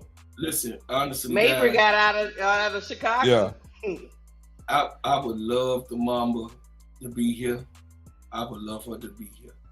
That's my home girl. I would love for her to play at the crib like D Rose and Dwayne Wade, and you know what I mean. Don't start twerking, bro, Claude. I'm waiting for Anthony Davis. You know what I'm saying. But anyway, what I'm saying is, I don't want. Oh Lord. I never want Kennedy Carter ever off of this team. Well, you better talk to Tyler Marsh, because you look at that latest interview, you're gonna be pissed off. I don't want Kennedy. I'm gonna have to go watch that case. Stop. You look at that latest interview, you're gonna be pissed off. I'm gonna go check it out. Then for you that from the last interview when they made up that lame ass excuse about some she's they couldn't talk about her because of the draft. I'm like, Kennedy what the heck? gone, man. I'm like, nah, that don't make no type of sense because they didn't even have to man. She's a restricted free agent. She's automatically protected. So that was gone. Yeah, I already knew it. Kennedy gone, man. I hate to break it to y'all, man. Ain't no more hope, man. Kennedy gone, man. She ain't in the cards for the Chicago Sky, man. Okay. Women's Hoop Network. Y'all go look it up on YouTube, man. Look at Tyler I'm Marsh. on it right now because I need to see this. Kennedy Carter is gone, man. I'm not trying to cause no confusion. I'm just being real, man. I'm gonna put y'all. I'm gonna put y'all on mute so I can listen a little bit. Y'all keep talking. Y'all keep cooking.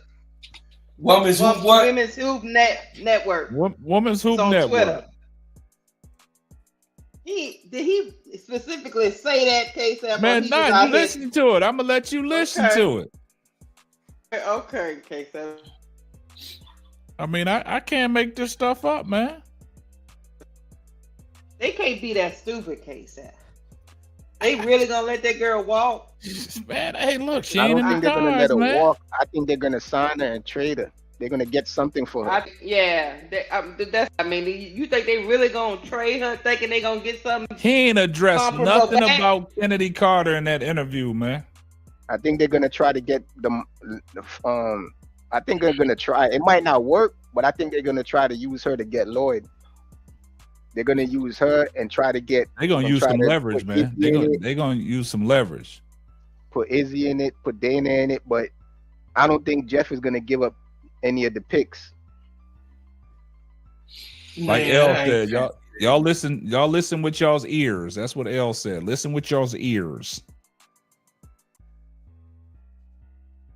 But on other news, Camila Cardoso, she balling out. She balling out on there. Yeah, she balling out. She balling out. That's what I'm doing tonight. She beating up them little cheering over there. Them little cheering, case. And like we said, Lakeisha does look like she slimmed down a little bit. She did slim down. Mm-hmm. Yeah. You know, we're gonna get a different Camila second season. Camila was coming off an injury. She'd never been hurt before, and it was messing with her head a little bit, I think, and she, sometimes when you go through an injury, you be scared you're gonna re-injure it, and then all that stuff was going on. She trying to figure out her place, That's just like Angel, man. She doing some heavy lifting. She trying to get them legs right. She trying to finish over people like Zoe. She trying to dunk on Zoe next time. next time she sees Zoe down in LSU. First of all, the rim only 10 feet. Good luck.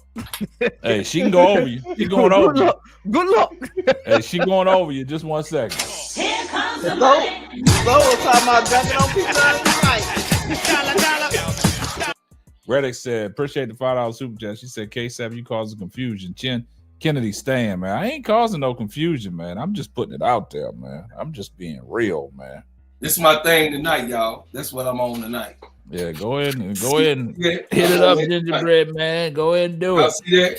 Y'all see that? I'm on that tonight. That's what I'm on. See that? What you up? Oh Lord. That's what I'm on tonight. Yeah, I've already been on it. I'm already what case at?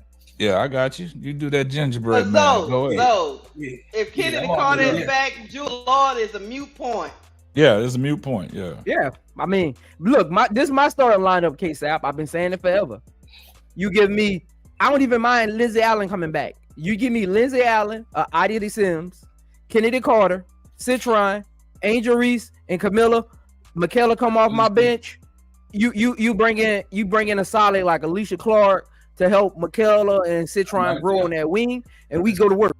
Man, they had a chance. They had a chance to get Odyssey Sims last year. I think it's just too many guards. They gotta get rid of these guards. It's just too many guards. It's redundant. He just dreaming.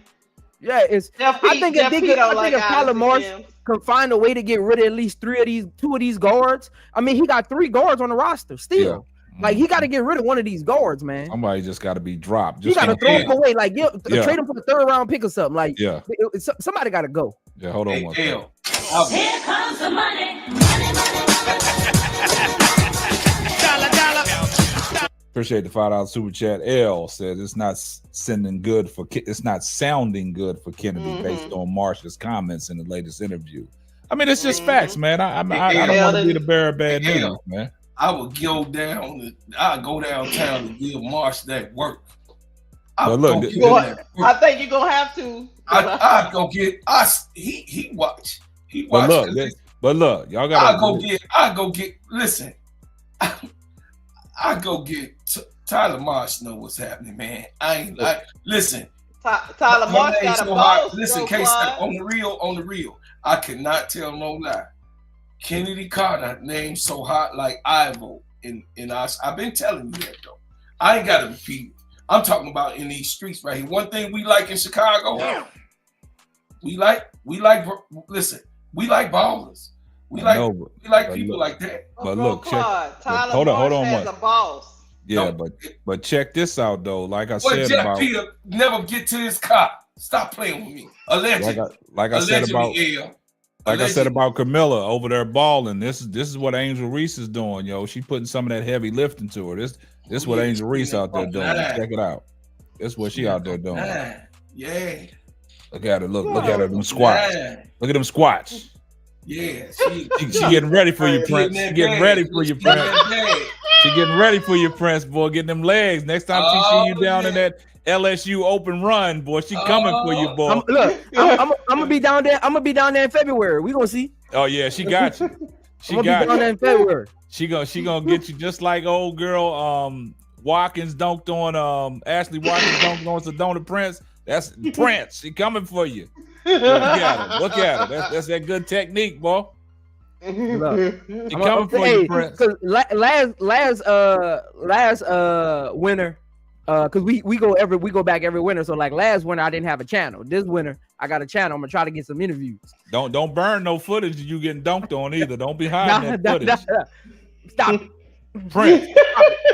Prince, you 5'6", man. You can't do that, man. You're a 5'6" guard, man. You ain't got no place in the WNBA. Look. I be telling my chat.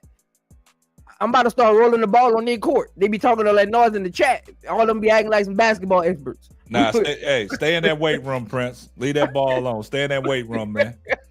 You look better in that weight room, man. Stay in that weight room. I'm gonna start rolling that ball on their court. We gonna see. Nah, man. Stay lifting your weights, man. I'm gonna hold the camera, Prince. Like I told you, I'm gonna hold the camera and videotape. Yeah. Record it. Nah, you keep throwing that weight around, Prince. That's all. Just keep throwing that weight around, man. Yeah, he's wild, man. It's time to let them youngsters play that ball. Yeah, man. I'm retired, man. I'm There retired. you go. Man. I like that. I like that word, man. Just keep throwing them weights around, man. Hey. Y'all be seeing them posts that Prince be having on his community page. He over there throwing them weights around, man, trying to flex his muscles, man. Go ahead and stay with that, Prince. Hey, Jay Burns, don't listen to no case out, man. I ain't no 5'6".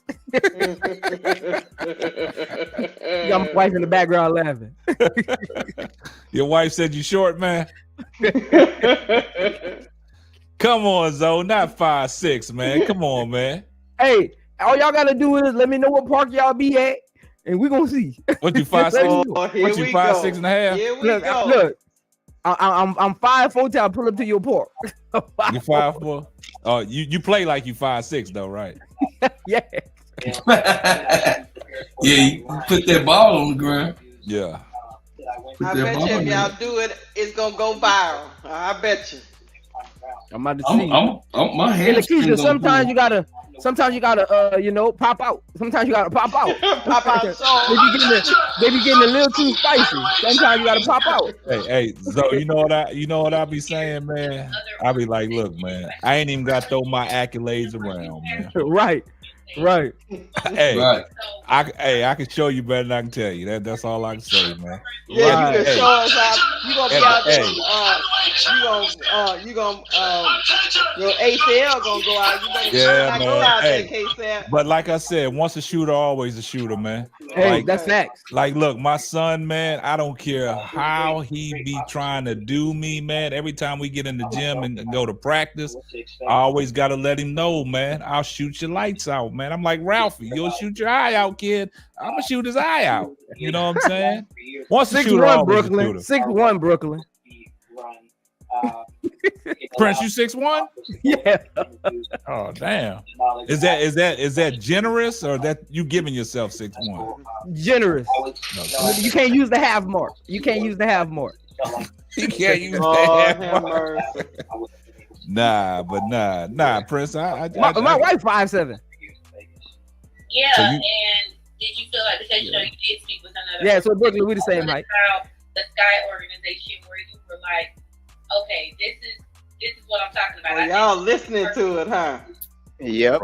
Put that That's why K-Sap should have just brought it up on the show and let us listen to it. Nah, man, I don't like doing that for y'all. I want y'all like Zoe said, do your research. Do your research. I can't give you everything. Do your research, man. Look, do your research. Tell them, Zoe, man. You got to do your research, man. Yeah. When did he do this interview? Brooklyn, I be telling people if you 5'11", 6 foot, 6'1", it depending on what shoes you got on, you the same height. But I'm gonna tell you when I when I was in high school, I was 6'1", right? But I always on the scouting report, man, list me as 5'11". And I'm gonna tell you why. It sounds appropriate when you got a guy out there 5'11" donking it, right? Right. So I be saying, look, man, I ain't 6'1", I'm 5'11". On all scouting reports, I told my Coach Fasker, man, I'm 5'11". List me as 5'11", man. So when they see that scouting report and you got the tension that you got to do with me, and they be saying, oh, he jump out the gym, make sure you box him out. At 5'11", that looks good. And be like, damn, who's this nigga that's 5'11" out there donking on niggas? It sound good, baby. It sound good. That was my strategy. You know what I'm saying? Yeah, that's good strategy though, especially when people doing scouting reports. That's good strategy. Yeah, because sometimes coaches do defensive schemes depending on the height. Yeah. So so that's good strategy sometimes. But now, I'll be like, man, look, man, I'm old, man. I think I'm shrinking. You play ball in Dallas, huh, K-Sap? Nah, in Maryland. In Maryland? Yeah. Oh, you were around them dogs. Yeah, man. I go back. I got stories, man. I go back, man. I don't know if y'all remember Rodney Monroe from NC State. Yeah. Him and Chris Corciani, Fire and Ice. I remember. Yeah. I know Rodney though. I played against Rodney Monroe, man. Come on. He went to St. Maria Goretti, man. Played against Dennis Scott too. Yeah. Dennis Scott from Maryland? Yeah, he played at Dag, I forgot the. I thought Scott was from Jersey. Nah, he played. Look it up real quick. He played. Yeah, we played against Dennis Scott, man. We played against I don't know if y'all heard of this school, St. John's Prospect Hall. It's out of Frederick, Maryland, where they had Jason Capel, Nate James, oh man, all them guys that went to Duke in North Carolina. Yeah. Robert Brickey. I know y'all remember Gerard Mustaf. I think Gerard Mustaf passed away, but he played for the Phoenix Suns. He came out of DeMatha, out of the Morgan Wooten. Who he was there with? Barkley? Nah, he was there with Robert Brickey. He went to Duke. And who else was it? I got to go back to the list, but yeah, Reggie Williams and goddamn Muggsy Bogues out of DeMatha. They was the best team out of the DC area. Yeah, just look it up, man. But hold on, let me see. Dennis Scott, man, he played it. I'll show you the Dennis Scott. I ain't think you went all the way back to Rodney Monroe, man, North Carolina State. I be telling people, I be wanting to do NBA content, but I don't be really having nobody that be on my channel be really talk about NBA stuff, so I don't really do it a lot. Nah, Dennis Scott was born in Hagerstown, Maryland. He was born about 20 minutes from where I was raised at, man. Yeah. Because Dennis Scott was a class for the NBA. He got drafted in, what, 96? 97? 90. I forgot. No, it was before that. It was before 90, that. It was 93? Yeah, he was 93 class, I think. Yeah, let me see real quick. We offer our players energy too. Dog, 8 minutes and 19 seconds. He showed 3 clips of Kennedy Carter, brother. Did you miss that part? No, I didn't miss it. I watched the whole interview. You saw it? I watched the whole. Kennedy Carter ain't coming back, man. Saying, but did you see her? Yeah, I saw her scoring. K-Sap, Brooks say drop the link. I saw it. I don't know, man. I don't know what to feel. Cause long as I see her, I'm all right. I can see her. Why would you? You know what I mean? You get to choose some clips. Keep being all right. Just like, you know what I'm saying? Like me and you, we keep being all right, man. She ain't coming back, man. Okay, I don't know. That's your backwards voodoo or something, trying to get her back. Nah, I'm just saying, I want her back, man, but she ain't coming back. Not the backwards voodoo. Hey, you and Prince practicing that. You know what I mean? I think Prince got the pins in you, boy. I don't know. I think when Prince came over, he started stinging you with that pin, boy. Cause you was talking crazy. No, I had to get him back because he was over there.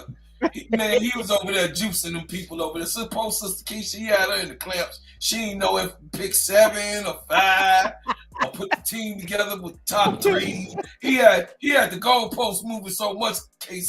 I'm just watching this whole.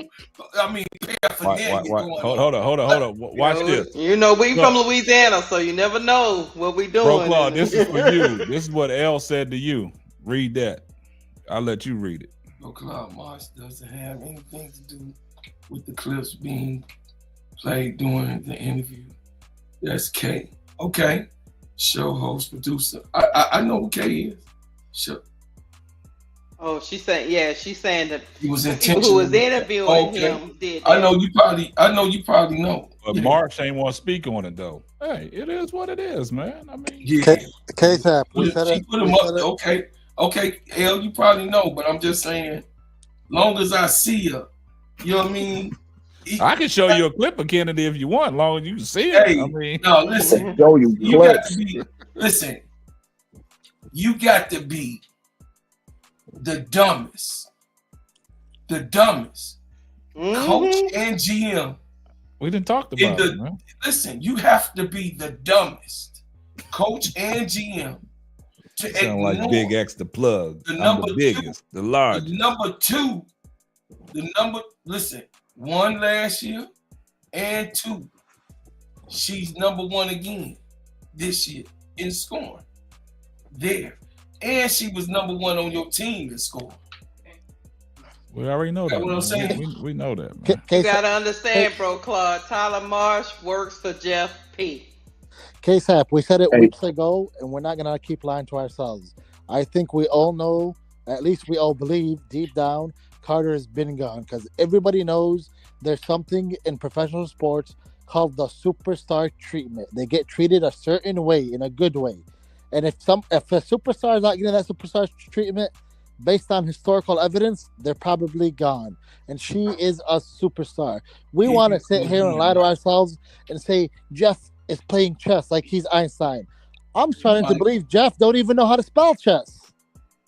Yeah, hey, bro, you will be treating them like they was the big three, and he's not doing that. Hey, bro, Claude, don't worry about it, Brody. I even though I do feel like the writing is on the wall for Kennedy until she gone. Until she gone, I'm preaching. She need to, Jeff need to do the right thing. So I'm with you on that. Well, yeah, I mean, we all want Jeff P to do right. We all want Kennedy back.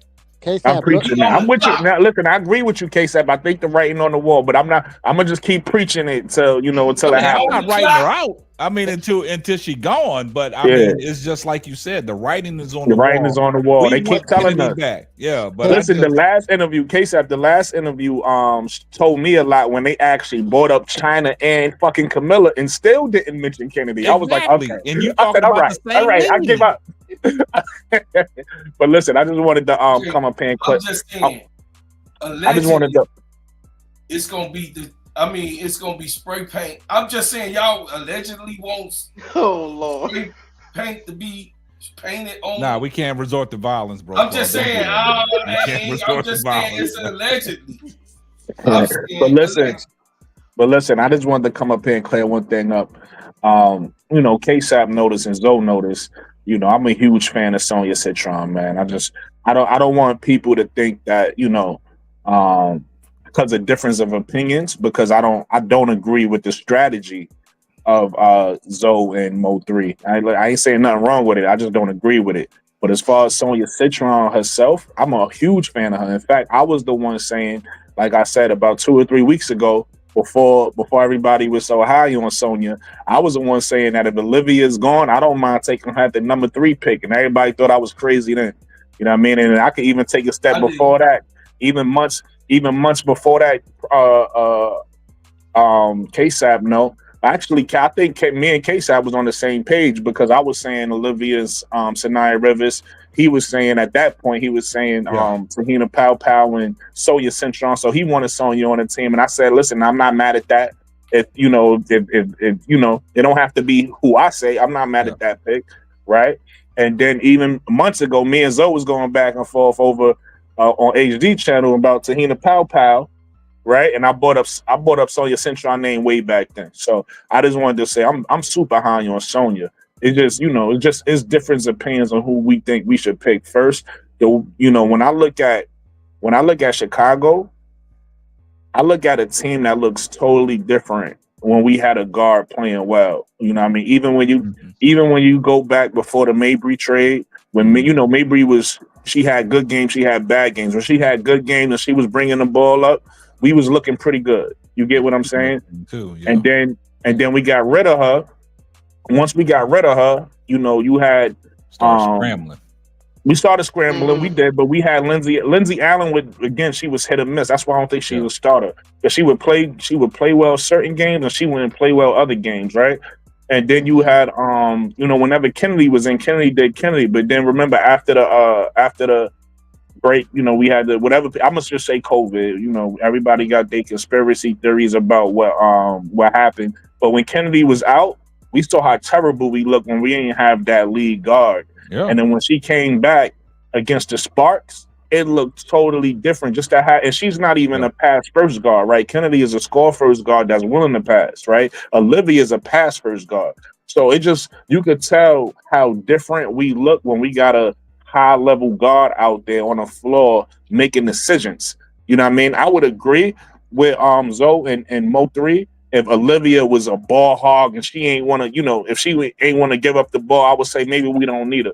But she's the type of person that's looking for people, not just Angel and Camilla. She's looking for. She sees the whole floor. Yeah. You know what I mean? So a player like that, I think you can overthink these things sometimes. I love Soya Citron and I love what she could bring to the table, but sometimes when you the third pick, when you got a lottery pick, you got a high pick, you got options. So unfortunately, it's a lot of good players out there. There's a lot of different ways we could go, but again, don't overthink that decision. You got that type of point guard out there, you go lock that down. It's almost like if you got the ability. What's her name on the Aces?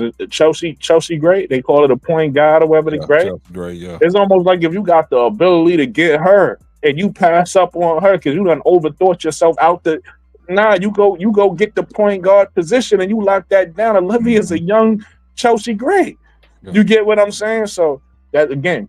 Difference of his opinions. I ain't knocking Zoe. I ain't knocking Mo3 if that's what they felt. Again, I disagree, but it's not a knock to Sonya. I love Sonya Citron game. I just personally wouldn't take her over Olivia. And that goes to the point that you said, Brooklyn. You got to look at who Olivia Miles is playing alongside of. She's playing alongside of Hannah Hidalgo. Hannah Hidalgo. Not only Hannah, look at that team. That team is stacked. And when she come down the floor, she's still looking for everybody. She's not looking for one player. She's not. She finds. You know what I mean. Her court vision is crazy. So I just know any team she go to. Like in fact, with Zoe, you know, Zoe is tricky. You got to watch Zoe talk about. Oh, this fits perfectly here. That fits perfectly here. Olivia Miles fit perfectly on damn near every team in the league. So. Talk about it makes perfect sense. Yeah, of course she's gonna look good in Dallas, but she will also look good in LA. But guess what? She also looks good in Chicago. And the crazy thing is, Brooklyn, man, you got to stop letting people take credit for all the players you done brought to the forefront. You know what I'm saying?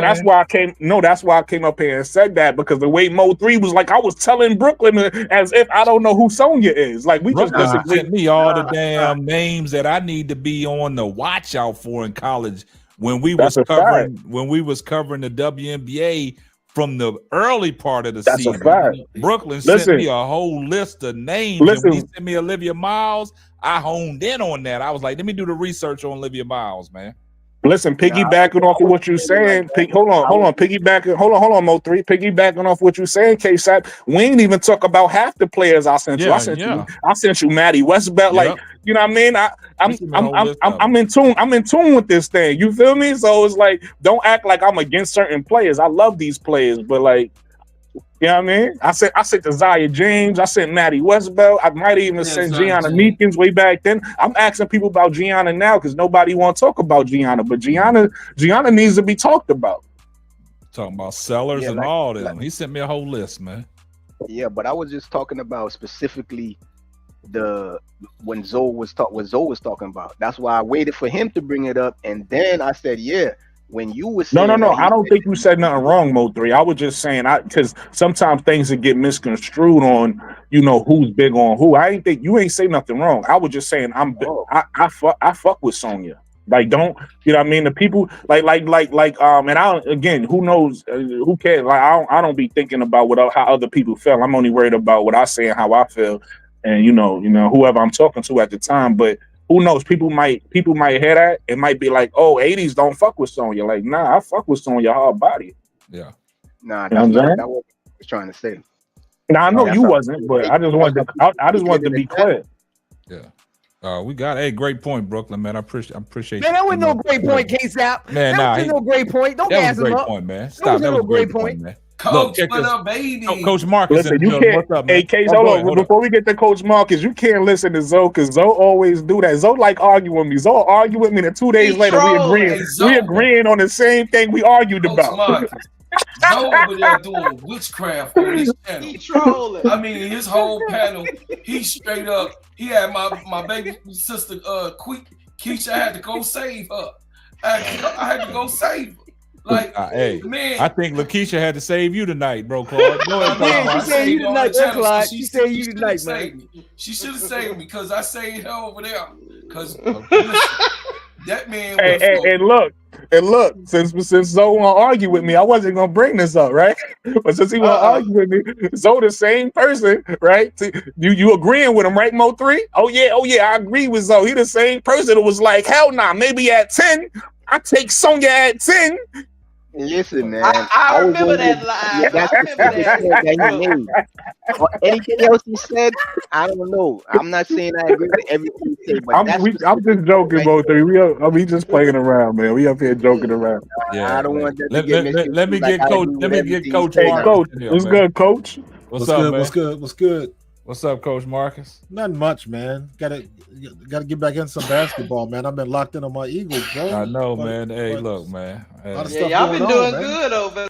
Nah, don't let him come in here talking that Eagles talk, man. Talk about them Vikings, man. Y'all talk about the most disrespected team in the double. Yeah, we beared down on your ass last night. I gotta bring my boy up here. Y'all want to talk football? We beared down on them Bears last night, and like I told people about Caleb Williams, everybody had high hopes on Caleb Williams. He is downright trash. I didn't have high hopes, K-Sap. I went with my boy Jay. Listen. Stop that, man. You better stop that, K-Sap. Stop that. Hey, can I speak what I feel? Caleb Williams is not trash. Man, Caleb Williams is the product. Caleb Williams is the product of a bad coach right now. Stop. Man, come on, stop. But hold on, because I say this all the time. Everybody wants to underestimate how the learning curve for an NFL quarterback. Bryce Young took his lumps last year. They said the same stuff. It's all cute what you saying. Bryce Young looked like hot garbage last year, and Caleb Williams has at times looked like hot garbage this year. But I guarantee you, he'll be better next year.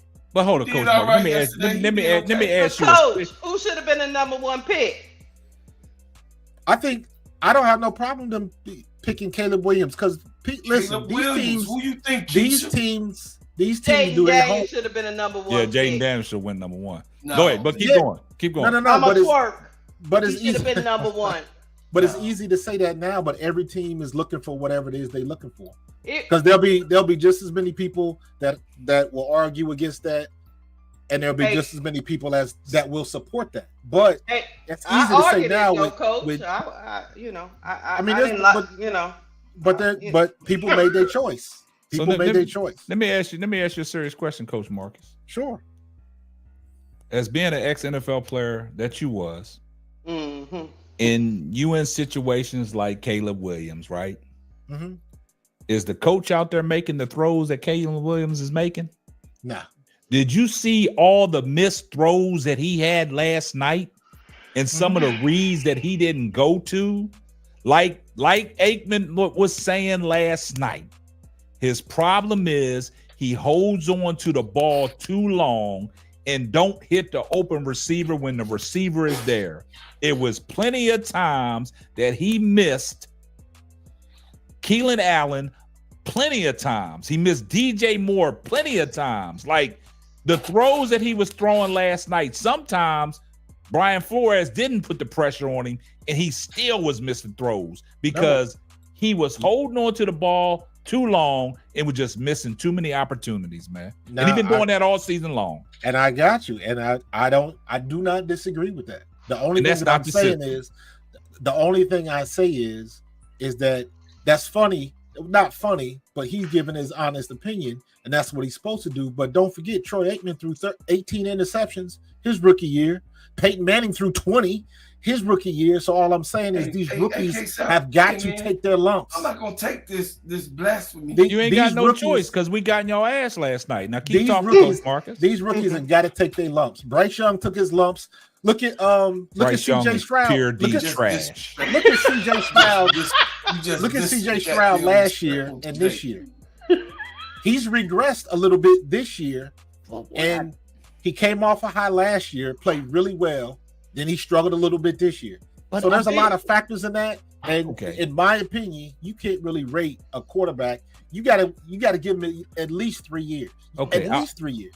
Since you brought up all these quarterbacks, CJ Stroud, Bryce Young, and all that, what have I told people about these Ohio State and Alabama quarterbacks? They ain't pan out in the NFL.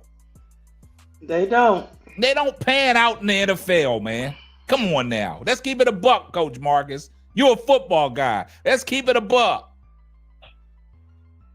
Well, Caleb Williams is from SC, bro. I know he's from SC, and he's pure D garbage. He was talking about Bryce Young at that time. Hey man, I was just talking about the fact that you brought up these your people, man. I just brought up the fact that you brought up these Ohio State CJ Stroud and all that stuff. Look, these Ohio State and these Alabama quarterbacks do not pan out. Look what happened to Ohio State quarterback Troy Smith. He did not pan out. Look at Bryce Young, Alabama. Hey, look. Bryce Young is pure D garbage in my Bubba Dub voice. Bryce Young is going to be much better next year. He took leaps and bounds this year than he was last year.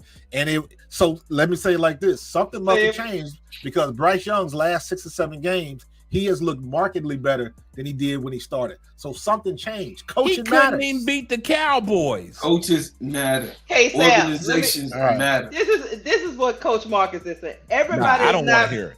Everybody's not pro ready when they come in. Some people everybody wants their quarterback. Caleb was ready. Listen, Caleb ready, Sister Keisha. Caleb is hold on. Not ready. All right, appreciate you. Y'all acting like this boy ain't being sacked the way he being sacked. Y'all acting like because he holds on to the ball too long, bro, Claude. He got his timing with this stuff. 3-step drop and let the ball First of all, y'all want to in pocket. They want to in pocket. Justin Fields trash. Then they don't want. Listen, man. Y'all listen. People confuse me with this BS, man. The best quarterback y'all ever had was McMahon. Let's keep it a buck. No, Vince Evans was. That's what I'm saying. You don't know my team. Vince Evans was the best quarterback that we had, and he was. I used to rock with Chicago when they had Walter Payton in the fridge in the Super Bowl shuffle. Come on now, bro, Claude. Don't do that to me, man. Vince Evans got him now. Vince Evans, you forgot. I don't think Caleb Williams is trash. I'm not going as far as what Caleb Williams is pure D garbage. Caleb Williams is taking his lumps right now. See, y'all giving Caleb Williams. See, y'all don't want to keep it a buck. Caleb Williams got a lot of bad habits that somebody's got to coach out of him. Y'all don't want to keep it a buck. Justin Fields, when he was in Chicago, pure D garbage. They should have never got away from Mitchell Trubisky. He pure D garbage. Let me tell you what Justin Fields ran into. Justin Fields ran into the same thing Bryce Young ran into last year. Yeah, Chicago had a hot garbage offensive line. So when it's going to stop? When it's going to stop? Offensive line, man. They got the same dudes came right back. Can't stop this boy. Let me ask this question. Stay on his feet, man. As a quarterback. Everybody else in the whole league got more than he do, bro. Everybody in the league. Do you understand how bad this offensive line is? Everyone, they 12. Go ahead, Lakeisha. Oh, come on, let me ask this question. Are you guys saying that Caleb Williams needs to be in a particular system to be successful? Or that's basically what I'm saying.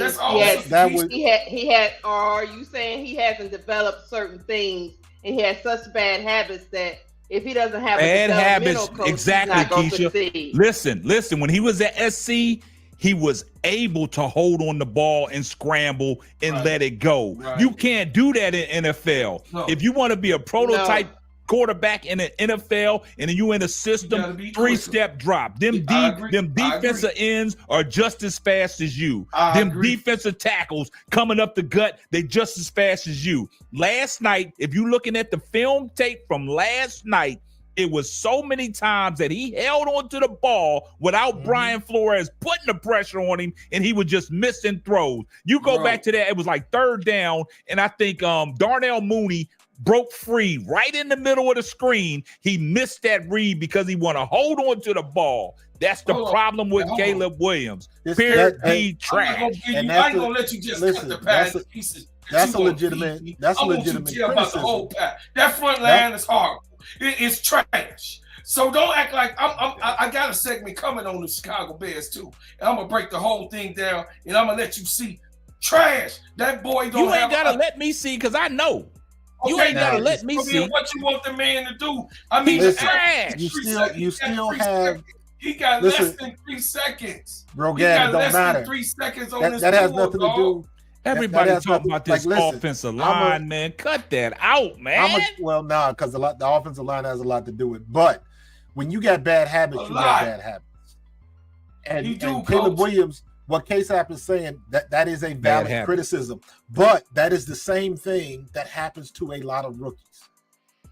And the fact that he doesn't have a very good offensive line doesn't help his situation.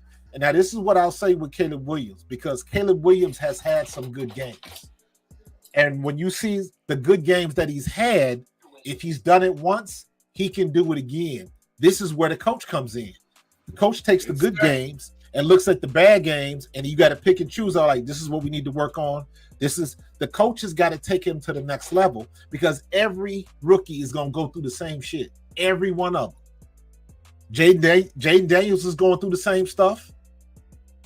Look at the rest of his year. You look at the rest of his year. A few weeks ago, Bo Nix, that's the rookie of the year. Then he had that game where he threw 5 interceptions? So everybody's got to take their lumps, and coaching matters. And right now, that whole situation with the Bears ain't good. So you got to, whatever he did this year, you're going to have to flush it down the toilet anyways, because you're going to have a new coach with a new offensive coordinator. You're going to have a whole new system. The problem with that is you done invested with him, so you stuck with him. So you better find a coach that can really coach him. Shanahan. Whoever it is. And I will say this. When y'all go to this offensive line, I go 3 years ago, Kirk Cousins with the Minnesota Vikings. Our offensive line was pure D garbage, but Kirk Cousins was still making sweet potato pie out of cornbread. That's what he was doing. And you look at his numbers 3 years ago with our terrible offensive line. We couldn't block nobody to save our soul. But Kirk knew one thing: if I can get the ball away, I still got JJ out there. I still had Adam Thielen. I still had my targets. Yeah, but that ain't fair, because Kirk Cousins. It ain't fair. See, there y'all go. Y'all moving the goalpost. It ain't fair now. Nah, the Kirk Cousins was 33 years old 3 years ago. And how? Okay, 3 years, 33 years old. How old is Caleb Williams? No, the point is he's a 19-year vet at that point. It doesn't matter. You got to get better. You're veteran or rookie. Now you. And just like I said, Coach Market, it's the bad habits that Caleb Williams has brought from SC to the NFL. Until he shakes them bad habits, he's gonna be pure D garbage. Come on, correct. Until he shakes them bad habits. And you can go back and look at Kirk Cousins' his first couple years in the league. He had some of them same bad habits. So you can't compare a 9 or a 10-year veteran to a rookie going through the bullshit. But nobody was high on Kirk Cousins coming out of Michigan State. Nobody was high on him. Everybody was high on Caleb Williams coming out of USC. He could have been a potential back-to-back Heisman Trophy winner. It doesn't matter. That shit don't matter to me. So why did the Bears get rid of their coach if they knew he was going through? No, it wasn't the coach; it was the offensive coordinator. Why did they get rid of him? Was hot garbage too. Eberflus should have been fired last year. The coach was supposed to have been fired last year. They making an excuse for Caleb Williams. That's all. Yeah, I don't know. I can't really evaluate the offensive coordinator if the quarterback play is bad. Thank you. Go ahead, Keisha. Cook them, Keisha. You can't have it both ways. Exactly. Sure you can't. Nobody asking for both ways. He's got developmental issues and he's missing open receivers and say the offensive coordinator is bad too. That's what I'm saying. The offensive coordinator is not out there throwing the ball. The offensive coordinator. That's easy to say when your ass ain't got PTSD. It's easy to say when your ass ain't. It's easy for y'all to say that when the hog maws ain't coming on your ass. It's easy to say when you ain't got them big fellas running at you. But here's the thing, bro. Listen, them maniacs coming at you in full speed, wanting to take. What does that have to do with when you got time, you missing throws? Hold on, man, he ain't got no time. Let me get him right quick. That's come a dime a dozen. Don't talk about the quarter that you get when you already got a whole bunch of pennies. That's happening. Come on, K-Sap. I'm gonna give you what my grandmama say. Don't talk about the quarter that you got and you got a whole bunch of pennies around the corner. So skull, man. Come on, K-Sap. Y'all kicked our ass last night. I take that. But don't kick y'all's ass every time we done played y'all. Let me say this, bro, Claude. Let me just say this.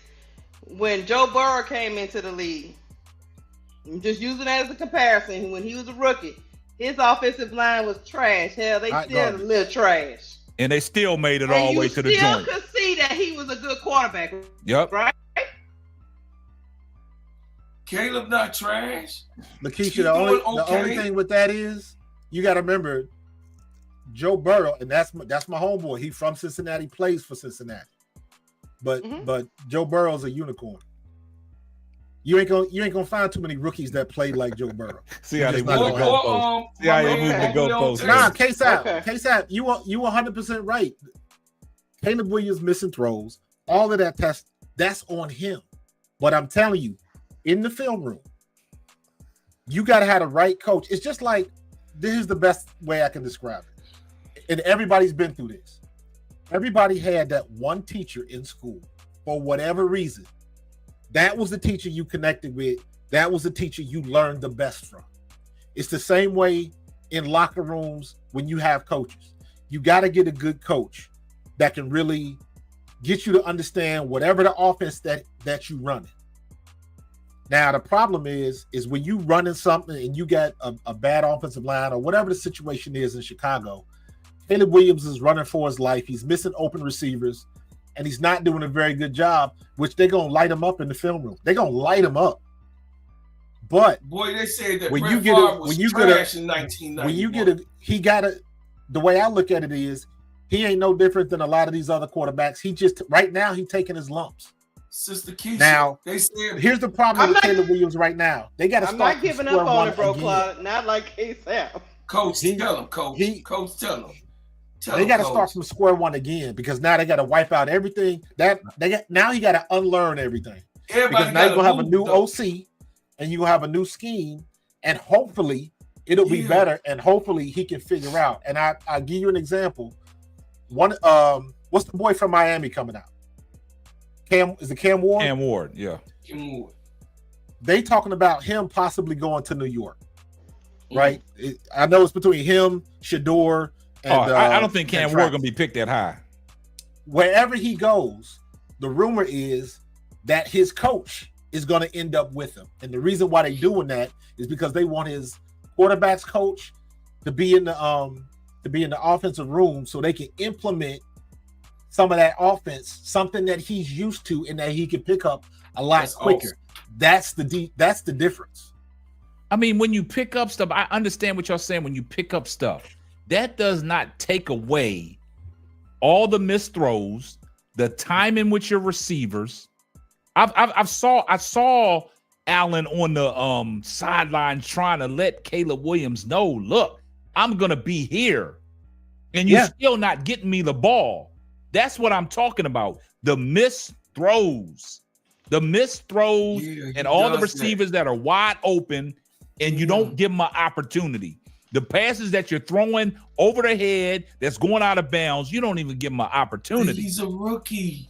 We could tolerate Angel Reese around the rim. Look, I mean, listen, K-Sap. Me personally, how do we switch to Angel Reese? Hey, appreciate y'all tuning in. I mean, good night. I mean, if y'all got to go, good night. It ain't no big deal. Brett Favre, his rookie year, they thought he was trash. They traded him to Green Bay. They threw him away. Who threw him away? Atlanta. Brett Favre played for Atlanta his rookie year. So what do you mean they threw him away? Is that right, Coach? Yeah. So what do you mean they threw him away? They threw him away. They ain't throw him away. Brett Favre got out of there because of the situation. Brett Favre, he wanted to come in and play. He was not successful at all. He's a Hall of Famer. You talk to me later if Caleb Williams even gets to that. But he still had a rookie year, though, Coach. Listen, y'all got to stop blaming these offensive linemen. K-Sap, he had a rookie year, K-Sap. All I'm telling you a better example would be Josh Allen. Okay, Josh Allen's first 2 years in Buffalo, they were trying to get him out of there. Josh Allen couldn't hit the broadside of a barn. They was trying to get rid of him just a few years ago. He took his lumps. All you got to do now, if next year, at the end, he got a 4-year deal, so you stuck with him. So if this time next year you still got the same gripes, then they're gonna do what they gotta do, and they're gonna realize that maybe like he's not talk to me next year with Caleb Williams, and let's see the maturation going into next year. We saw that with Justin Fields. Justin Fields had 12 straight losses, dog. Justin Fields was running for his life too. We live past 12 straight losses. We could deal with Caleb winning his first 5 games. That's all. I mean, we could deal with that. He at least I'm gonna give y'all a prime example, and then I'm done with this, and I'm gonna close the show out. I'm gonna give you a prime example. All that money that the Dallas Cowboys played Dak Prescott, and you saw what Dak Prescott was doing. He's missing throws and all that stuff like that. Yeah. 2 years ago when he broke his leg, right? They had a Cooper Rush coming there and won 8 straight games. So what's the difference? So what's the difference? Dak is one of the highest paid quarterbacks in the NFL, right? And he's supposed to be this guy. He's supposed to lead you to the promised land. He got hurt, and Cooper Rush came in there, and Cooper Rush was moving that ball, getting CeeDee Lamb involved, and getting everybody involved. Why come Dak couldn't do that? That's the point that I'm getting at. It's the throws, right? Caleb Williams' throws is not NFL throws right now. He still has the bad habit he had at USC, holding on to the ball too long, not going through his progressions, not hitting the check downs and stuff like that. And that's why he's always running for his life. If you would take the 3-step drop, hit the man on the slant, hit the man across the middle, give him a post route, give him the 9 route, and throw a good ball, we'd be talking about something different with Caleb Williams. We'd be talking about you need short yardage passes. And he missed a lot of that last night. They need short to mid and tempo. That's what they need. He missed a lot of that last night. And sometimes when he gets in that hurry up mode, that's when he speeds himself up. That's when you see the errant throws. That's coaching. I'm with you. That's coaching. I got you. Hey, look, man. I'm gonna wrap this show. I'm gonna wrap this show up today. Hey, you're gonna have to put Caleb Williams in the trash bag. Yeah, he only played a few games. Trash. Now listen, the NFL is a results-based business. So that the criticism is legit. But I'm just saying that I'm gonna stay on his neck until he proves me wrong. I'm about proving me wrong. And you have every right to, but at the end of the day, is you stuck with him because he's the first round pick. So Chicago has to do everything they can to make it right. We have to do everything we can. Hey, I'm sucking up losses. Didn't you see my last thing? I'm asking what we doing. I know you was the same conversation next year. It is what it is. Y'all gonna say K-Sav, you was right, man. I respect what you were saying. And K-Sav, let's keep it 100. You know I know what you're talking about because we just went through the same shit last week with Jalen. Yeah. But I didn't like how Jalen came to the interview. Is that what y'all wanted? Nah, that ain't what y'all wanted. That's no. No, the answer is yes. That's exactly what we wanted. Yeah. You didn't do that against Carolina. What AJ Brown said was 100%. But is that what Jalen Brown wanted? Think about that. That what Jalen Brown wanted? I mean, AJ Brown wanted? Is that what AJ Brown? Be real. Is that what AJ Brown wanted? When AJ Brown said what he said, he was 100% right. I know he was 100% right, but when I say when Jalen Hurts came to the interview, he said, "Is that what y'all wanted?" And I said to myself when he said that, "Nah, that's what AJ Brown wanted." Mm-hmm. You know what AJ Brown's issue was, and I'm saying this because I went back and watched the tape. He missed him on that. He missed him on that one. He missed him on the one, and then he missed AJ open. Yeah, the first play of the game. Yeah. But he missed AJ probably about 3. He had 3 opportunities. Yeah. So at the end of the day, Jalen played like shit versus Carolina. Yeah. We came out with the win, but Jalen played like shit. So I ain't have a problem. We talked about that, Coach Marcus. I don't care how he played. He still found a way to win. And that's the thing about Caleb Williams. He ain't found a way to win, man. He ain't found a way to win. He makes it exciting, late in the game when he's on these little charges and stuff, but he still comes up short. He got to finish. Man. He got to learn how to finish, man. I don't know what that was on the bench, though. That's what I'm saying. Like, I'm just with Caleb Williams. I'm going to take this back. I ain't even going to call the man trash because he's in the NFL. But at the same time, it's just the missed throws and the errant throws and holding on to the ball as long as he does, waiting for receivers to come open. You only got so much time, bro, Claude. Them defensive ends and them defensive tackles are bearing down your neck. Yeah, but that's something that happens with most rookies. Because with rookies, they have a problem throwing somebody open. because they, to your point, they're used to the college game where they can hold the ball a little bit longer. The NFL, you got to trust, and that's probably one of the most difficult things for a young quarterback to do. Run to an area and trust that your guy's gonna be there. Coach, that's one of the hardest things to do. You got a kid with some of those small bad habits. He got an arm, but you got a kid. Just say Caleb Williams is your kid. Let's see. Is it coaching or is it the kid? It's the kid. It's a little bit of both. Yeah. The kid got bad habits that he can overcome. Well, because he's a winner. But here's the deal. Here's the deal. And everything you say is right. And again, I'm living proof because number one, I played with Randall Cunningham and I'm watching Jalen Hurts. Right? But at the end of the day, you even look at Randall. Randall didn't get his prime until he got out of Philadelphia and played with Minnesota. That's when you saw Randall Cunningham like, oh snap. That was Houdini that came to Minnesota. Yeah, that was Houdini. But that was the coaching staff in Minnesota was much better than what we had in Philly on the offensive side. Our defense was solid. I'm gonna let y'all hang y'all's hat on that. I'm gonna let y'all hang y'all's hat on that. In this situation, Caleb Williams has a lot to learn. He's got the talent, but part of that, yes, the talent's there. Yeah, part of that is coaching. That's all I wanted to hear you say, K-Sal. In my opinion, you got to get the guys quick. A coach has got to be able to say, "All right, this is what these guys' faults are. Let's get him. Let's figure out how to get the ball out of his hands quick." Yeah. Now, if the quarterback is not doing that, that's on him. Yeah. Because K-Sap is right to the point where the coaches don't throw third down passes.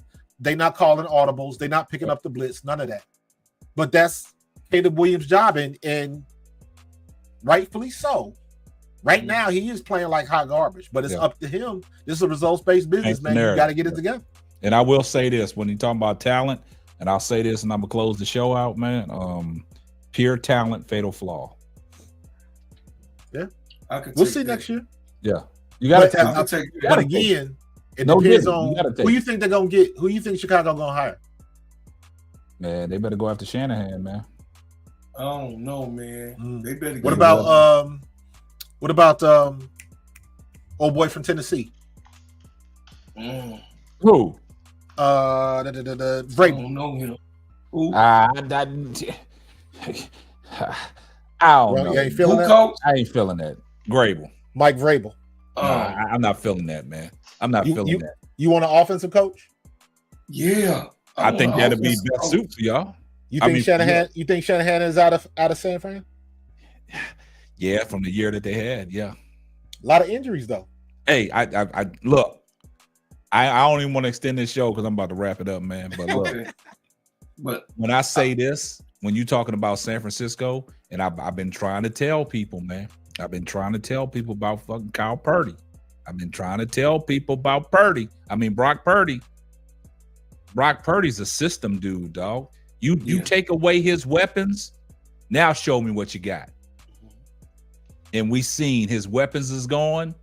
He ain't got nothing. Yeah. If he ain't got Christian McCaffrey coming out of that backfield, taking them check downs and getting them yak yards, we ain't got nothing. When Debo ain't catching the ball, they ain't got nothing. Ayuk's not there, they ain't got nothing. Debo was embarrassing, man. Exactly. That was embarrassing. And then when your defensive linebackers checking out on you, you ain't got nothing. Your system is crashing. Your system has imploded, right? With the exception of Antonio Brown. Yeah, that's what I'm saying. I don't think I'd ever seen that before in football.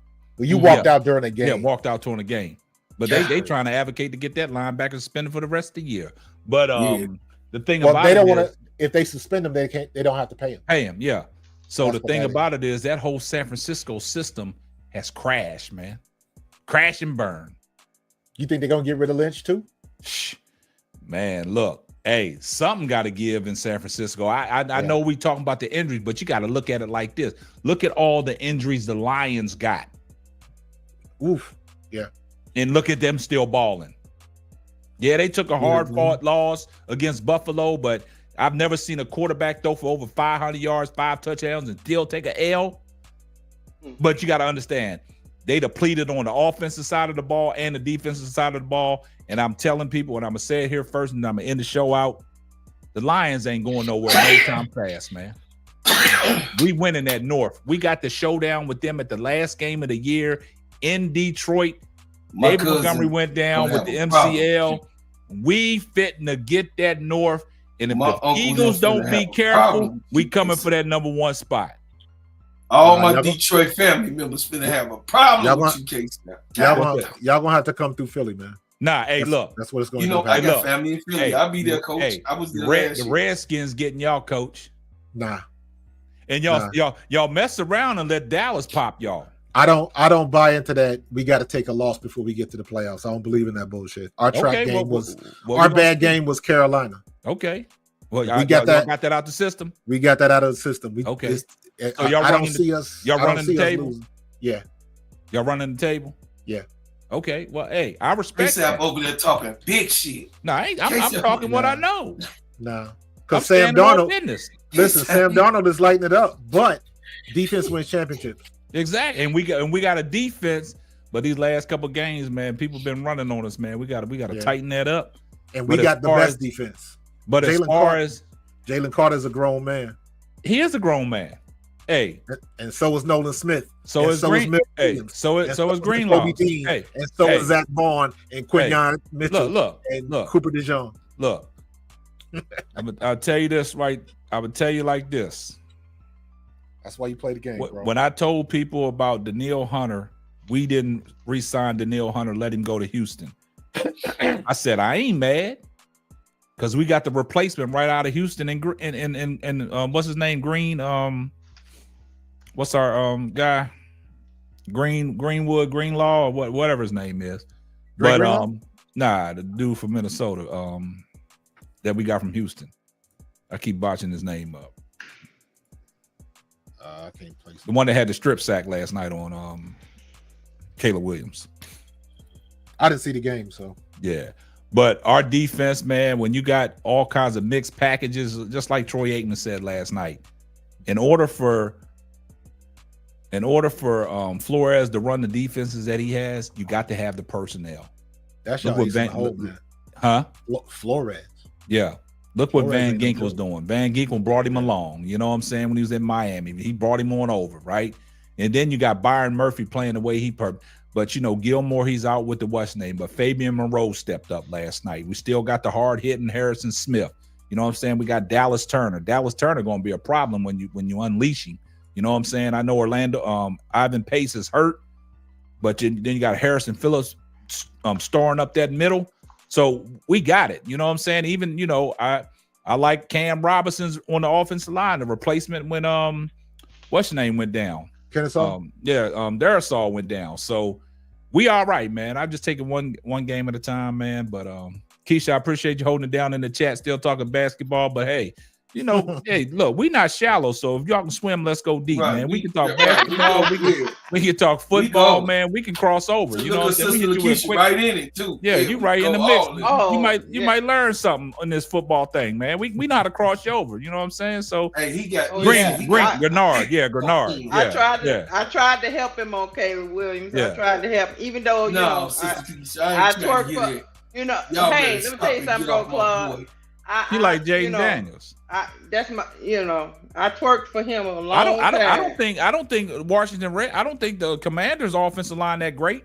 But Jaden Daniels, man, he letting that ball. He doing his reads and he's slinging it. That's why Matthew Stafford is so hard to sack, because he gonna sling that. He gonna take that 3-step drop and he gonna let it go to Puka Nacua or Cooper Kupp. He gonna let it go.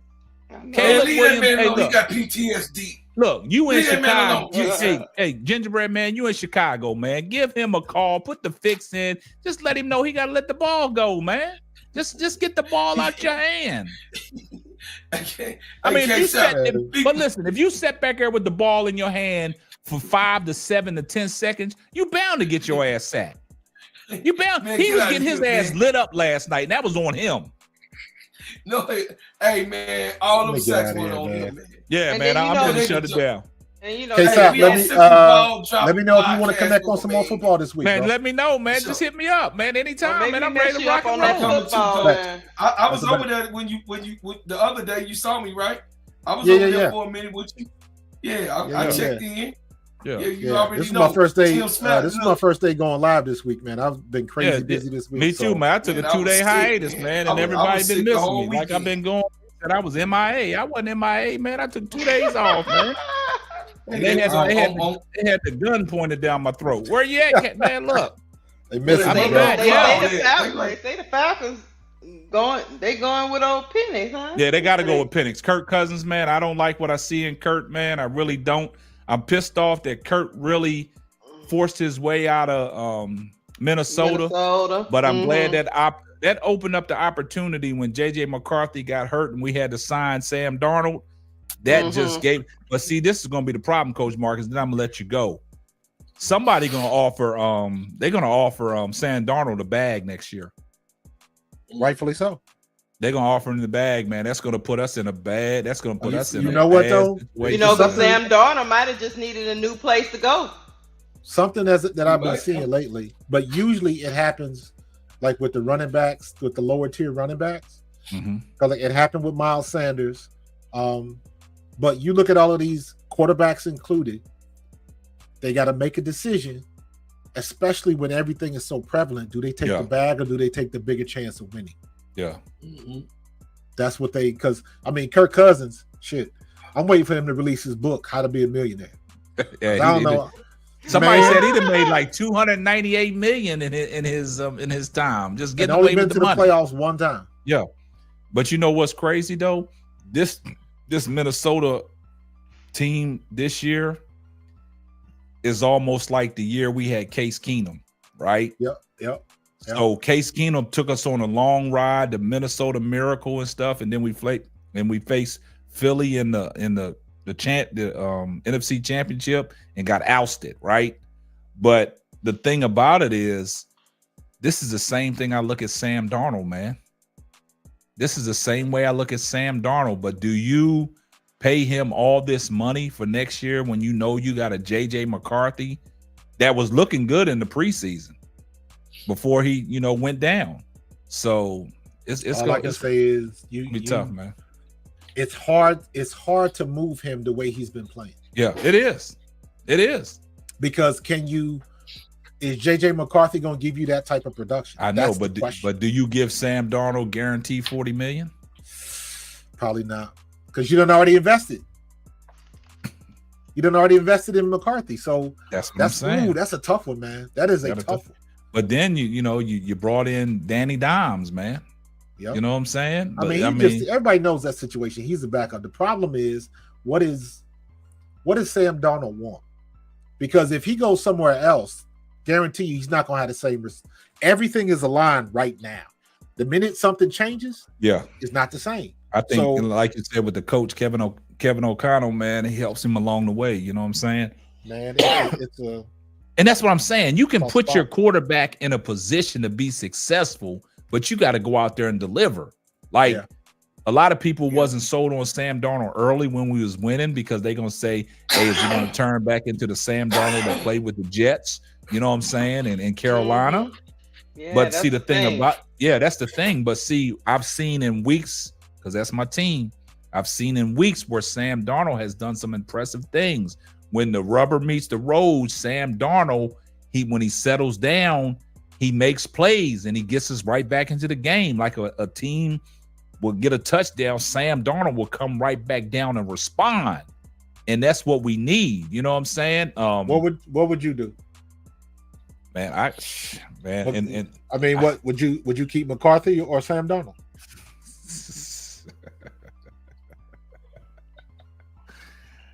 Don't ask me that, man. I really haven't put too much thought in that, man. I'll cross that bridge when I get there, but it depends on how this season ends out. Because I mean, let's be real. Sam Darnold's only 27. I know he's a young guy. I mean, he's in his prime. Yeah, McCarthy was what pick? He was our shit. We had the 18th pick. What pick we had? So he was the top pick. Yeah, he was our number one pick. Yeah. Yeah. So they got to ship Darnold. Or I mean, not necessarily though, because you look at what they did with Jordan Love in Green Bay. I like Jordan Love, man. I ain't going front, man. I like Jordan Love. Listen, Jordan Love is how you develop a quarterback. Yeah. Because he sat there and he got schooled by, He sat there back when Aaron Aaron was still good. But y'all really think Aaron Rodgers was schooling Jordan Love? Nah, but you got to look at the quarterback tree. You got to look at the quarterback tree. Brett Favre, Aaron Rodgers sat behind Brett Favre, right? He got that Brett Favre-esque in him, right? Jordan Love got that Brett Favre and Aaron Rodgers-esque in him. So he's been groomed well. He wasn't the type of quarterback that came in and you threw him right in the fire. Right. Aaron Rodgers. Oh no, I was just giving more props to the staff than to Aaron Rodgers. Well, Aaron Rodgers was a dick. Yeah. I do not like him, but that does not take away from that boy can sling the rock. Yeah. Oh, of course he can. I just there is something to be said. There is something to be said when you sit behind a Hall of Fame. Yeah. There's something to be said for that. So he got taught well. Exactly. So I just you learn what to do. Mentor, that's all. And you learn what not to do. And I'm gonna say this, and then I'm gonna close it out. You done said you're gonna close it out. Yeah, I'm gonna close it out. Yeah. Hey, if Drew Bledsoe does not get hurt for the Patriots and they threw Tom Brady in the fire, y'all think Tom Brady would still have the same career he had? And I'll leave it at that. Y'all can put your answers in the chat. Nope. Because he would have ended up somewhere else. Man, Coach Marcus, I didn't have this argument with people when we just talking outside of a podcast, just normal talk, like in office talk before the pandemic. I've always said this. You think about it. If Drew Bledsoe never gets hurt, they still go to the Super Bowl. Exactly. Tom Brady's career would not be the same. I agree. Because everything changes. Yep. Because a big part of that was him and Belichick together. Say that one more time, and then we're gonna get up out of here. Him and Belichick together. If you break up that combination, I think Tom Brady still wins the Super Bowl, but he is nowhere near what he is right now. Yep. Plus, and he's not with Gronk. He was 40 though, man. He was 40. Nah, we ain't talking about it in his 40s. We talking about when he took over for the Patriots. If he leaves the Patriots, he doesn't have Gronk. When he took up, he doesn't have Edelman. Right, he don't have Gronk. Because it's look, a whole different. I'm telling you, man, the recipe matters. Coach, player. Because look at it like this, Steady Serv'n. If Bledsoe does not get hurt, I think the Patriots still go to the Super Bowl. I agree. I don't think they win it though. Yeah, they wouldn't win it, but they still beat the AFC. They be in the Super Bowl, and then that forces your hand. Tom Brady. They probably would have still. I don't know about that. I think they probably would have still won it because they didn't need Tom Brady to be great to win that. They had the players. Exactly. They had the players. They had the players. They had the personnel. Yeah. They had the personnel. They just need competent. They just needed competent quarterback play. They didn't. Tom Brady wasn't no Hall of Famer win that first Super Bowl. They didn't. That's need all him to Chicago need is a competent quarterback, and they just need a competent quarterback. The one thing about Tom Brady that nobody really gives him credit for. I put Tom Brady in that same category like Peyton Manning. That somebody that can instantly break down the defense and know where to go with the ball immediately. I get Brady is a savant, and there's not many quarterbacks that can do that. Mm-hmm. Right. Yeah. He sees the whole field. Sister Keisha, check it out. We on Simply Ball Dropping Podcast with my main man, K-Sap. The man, listen, the baddest man that's right on the podcast. You know what I'm saying, in these streets here. We appreciate you, brother. Thank you so much. We got Coach over here, going over there to that channel. Again. Yeah, you know he's trash. Caleb trash. Justin Fields trash. Y'all see me, I'll be on tomorrow. Steady Serv'n. Y'all can check me out tomorrow at 8 o'clock. All right. Hey, he's still trash, man. Hey, but I appreciate everybody in the chat. All right, everybody that stuck around for the football talk. Y'all got your football knowledge tonight. We talked our basketball. A lot of people wanted to run when we started talking about football. Jersey back there, hey, real quick, when does the Unrivaled start? January, what, the 17th? 17th. Okay. 17th. Yes, sir. Gotcha. I can't wait. I'm interested now. I'm interested now. Put Cam Brink up there, even though she hurt. Yeah, I can't wait, Coach. All right, look, hey, check this out, man. Brooklyn about to go live. Y'all can venture over to Brooklyn channel, man, if y'all want to keep on this basketball talk. But I think we had a great football conversation, man. Yeah, that was really good. Outside of you dropping. Outside you talk about my I see you, bro, Claude. You be twerking for the football players. Yeah, too. We got it. And I'm glad Keisha stayed around. See, Keisha well versed, man. I appreciate that, man. Yeah. We got somebody that's well versed like LaKeisha Green. Like K-Sal, I'm a sports guy. So I even used to sit down with my father, y'all, real quick. My father was born in 1930, y'all. Those that was born in the 30s, what was the number one sport for those kids that was born in the 30s? Baseball. Look, I talk baseball, I talk boxing, I talk baseball, I play baseball. I talk it all, man. It ain't a sport boxing is starting to disappoint me sometimes. Hey, if you want to get on the boxing, I cook in boxing too, man. You want to talk baseball? I talk baseball. South you want to talk ping pong? You want to talk bowling? You want to talk ice skating? You want to talk jousting, fencing? I give it to you. Nah, I ain't do none of that, homie. Hey, look, do some tennis with you. It ain't about what you know; it's how you know it. Right. I'm getting out of here, man. All right, because you ain't gonna never cut this off. I'll let you. Hey, I'll be in touch, K-Sal. Listen, all right, cool. Go over to the Brooklyn 80s, baby. Y'all going over there to this channel, give my brother some support, give him some love, and then you know what I'm saying, you get on Steady Serv'n here. Hey, look, hold up, I'm gonna say this. Everybody that's still in the chat, man, I want y'all to drop a 1 in the chat if y'all appreciate our football content that we just displayed and gave y'all some knowledge on. Just drop a 1 in the chat. And hit that like button. Let me know that y'all support that. Drop a like, drop a 1 in the comment.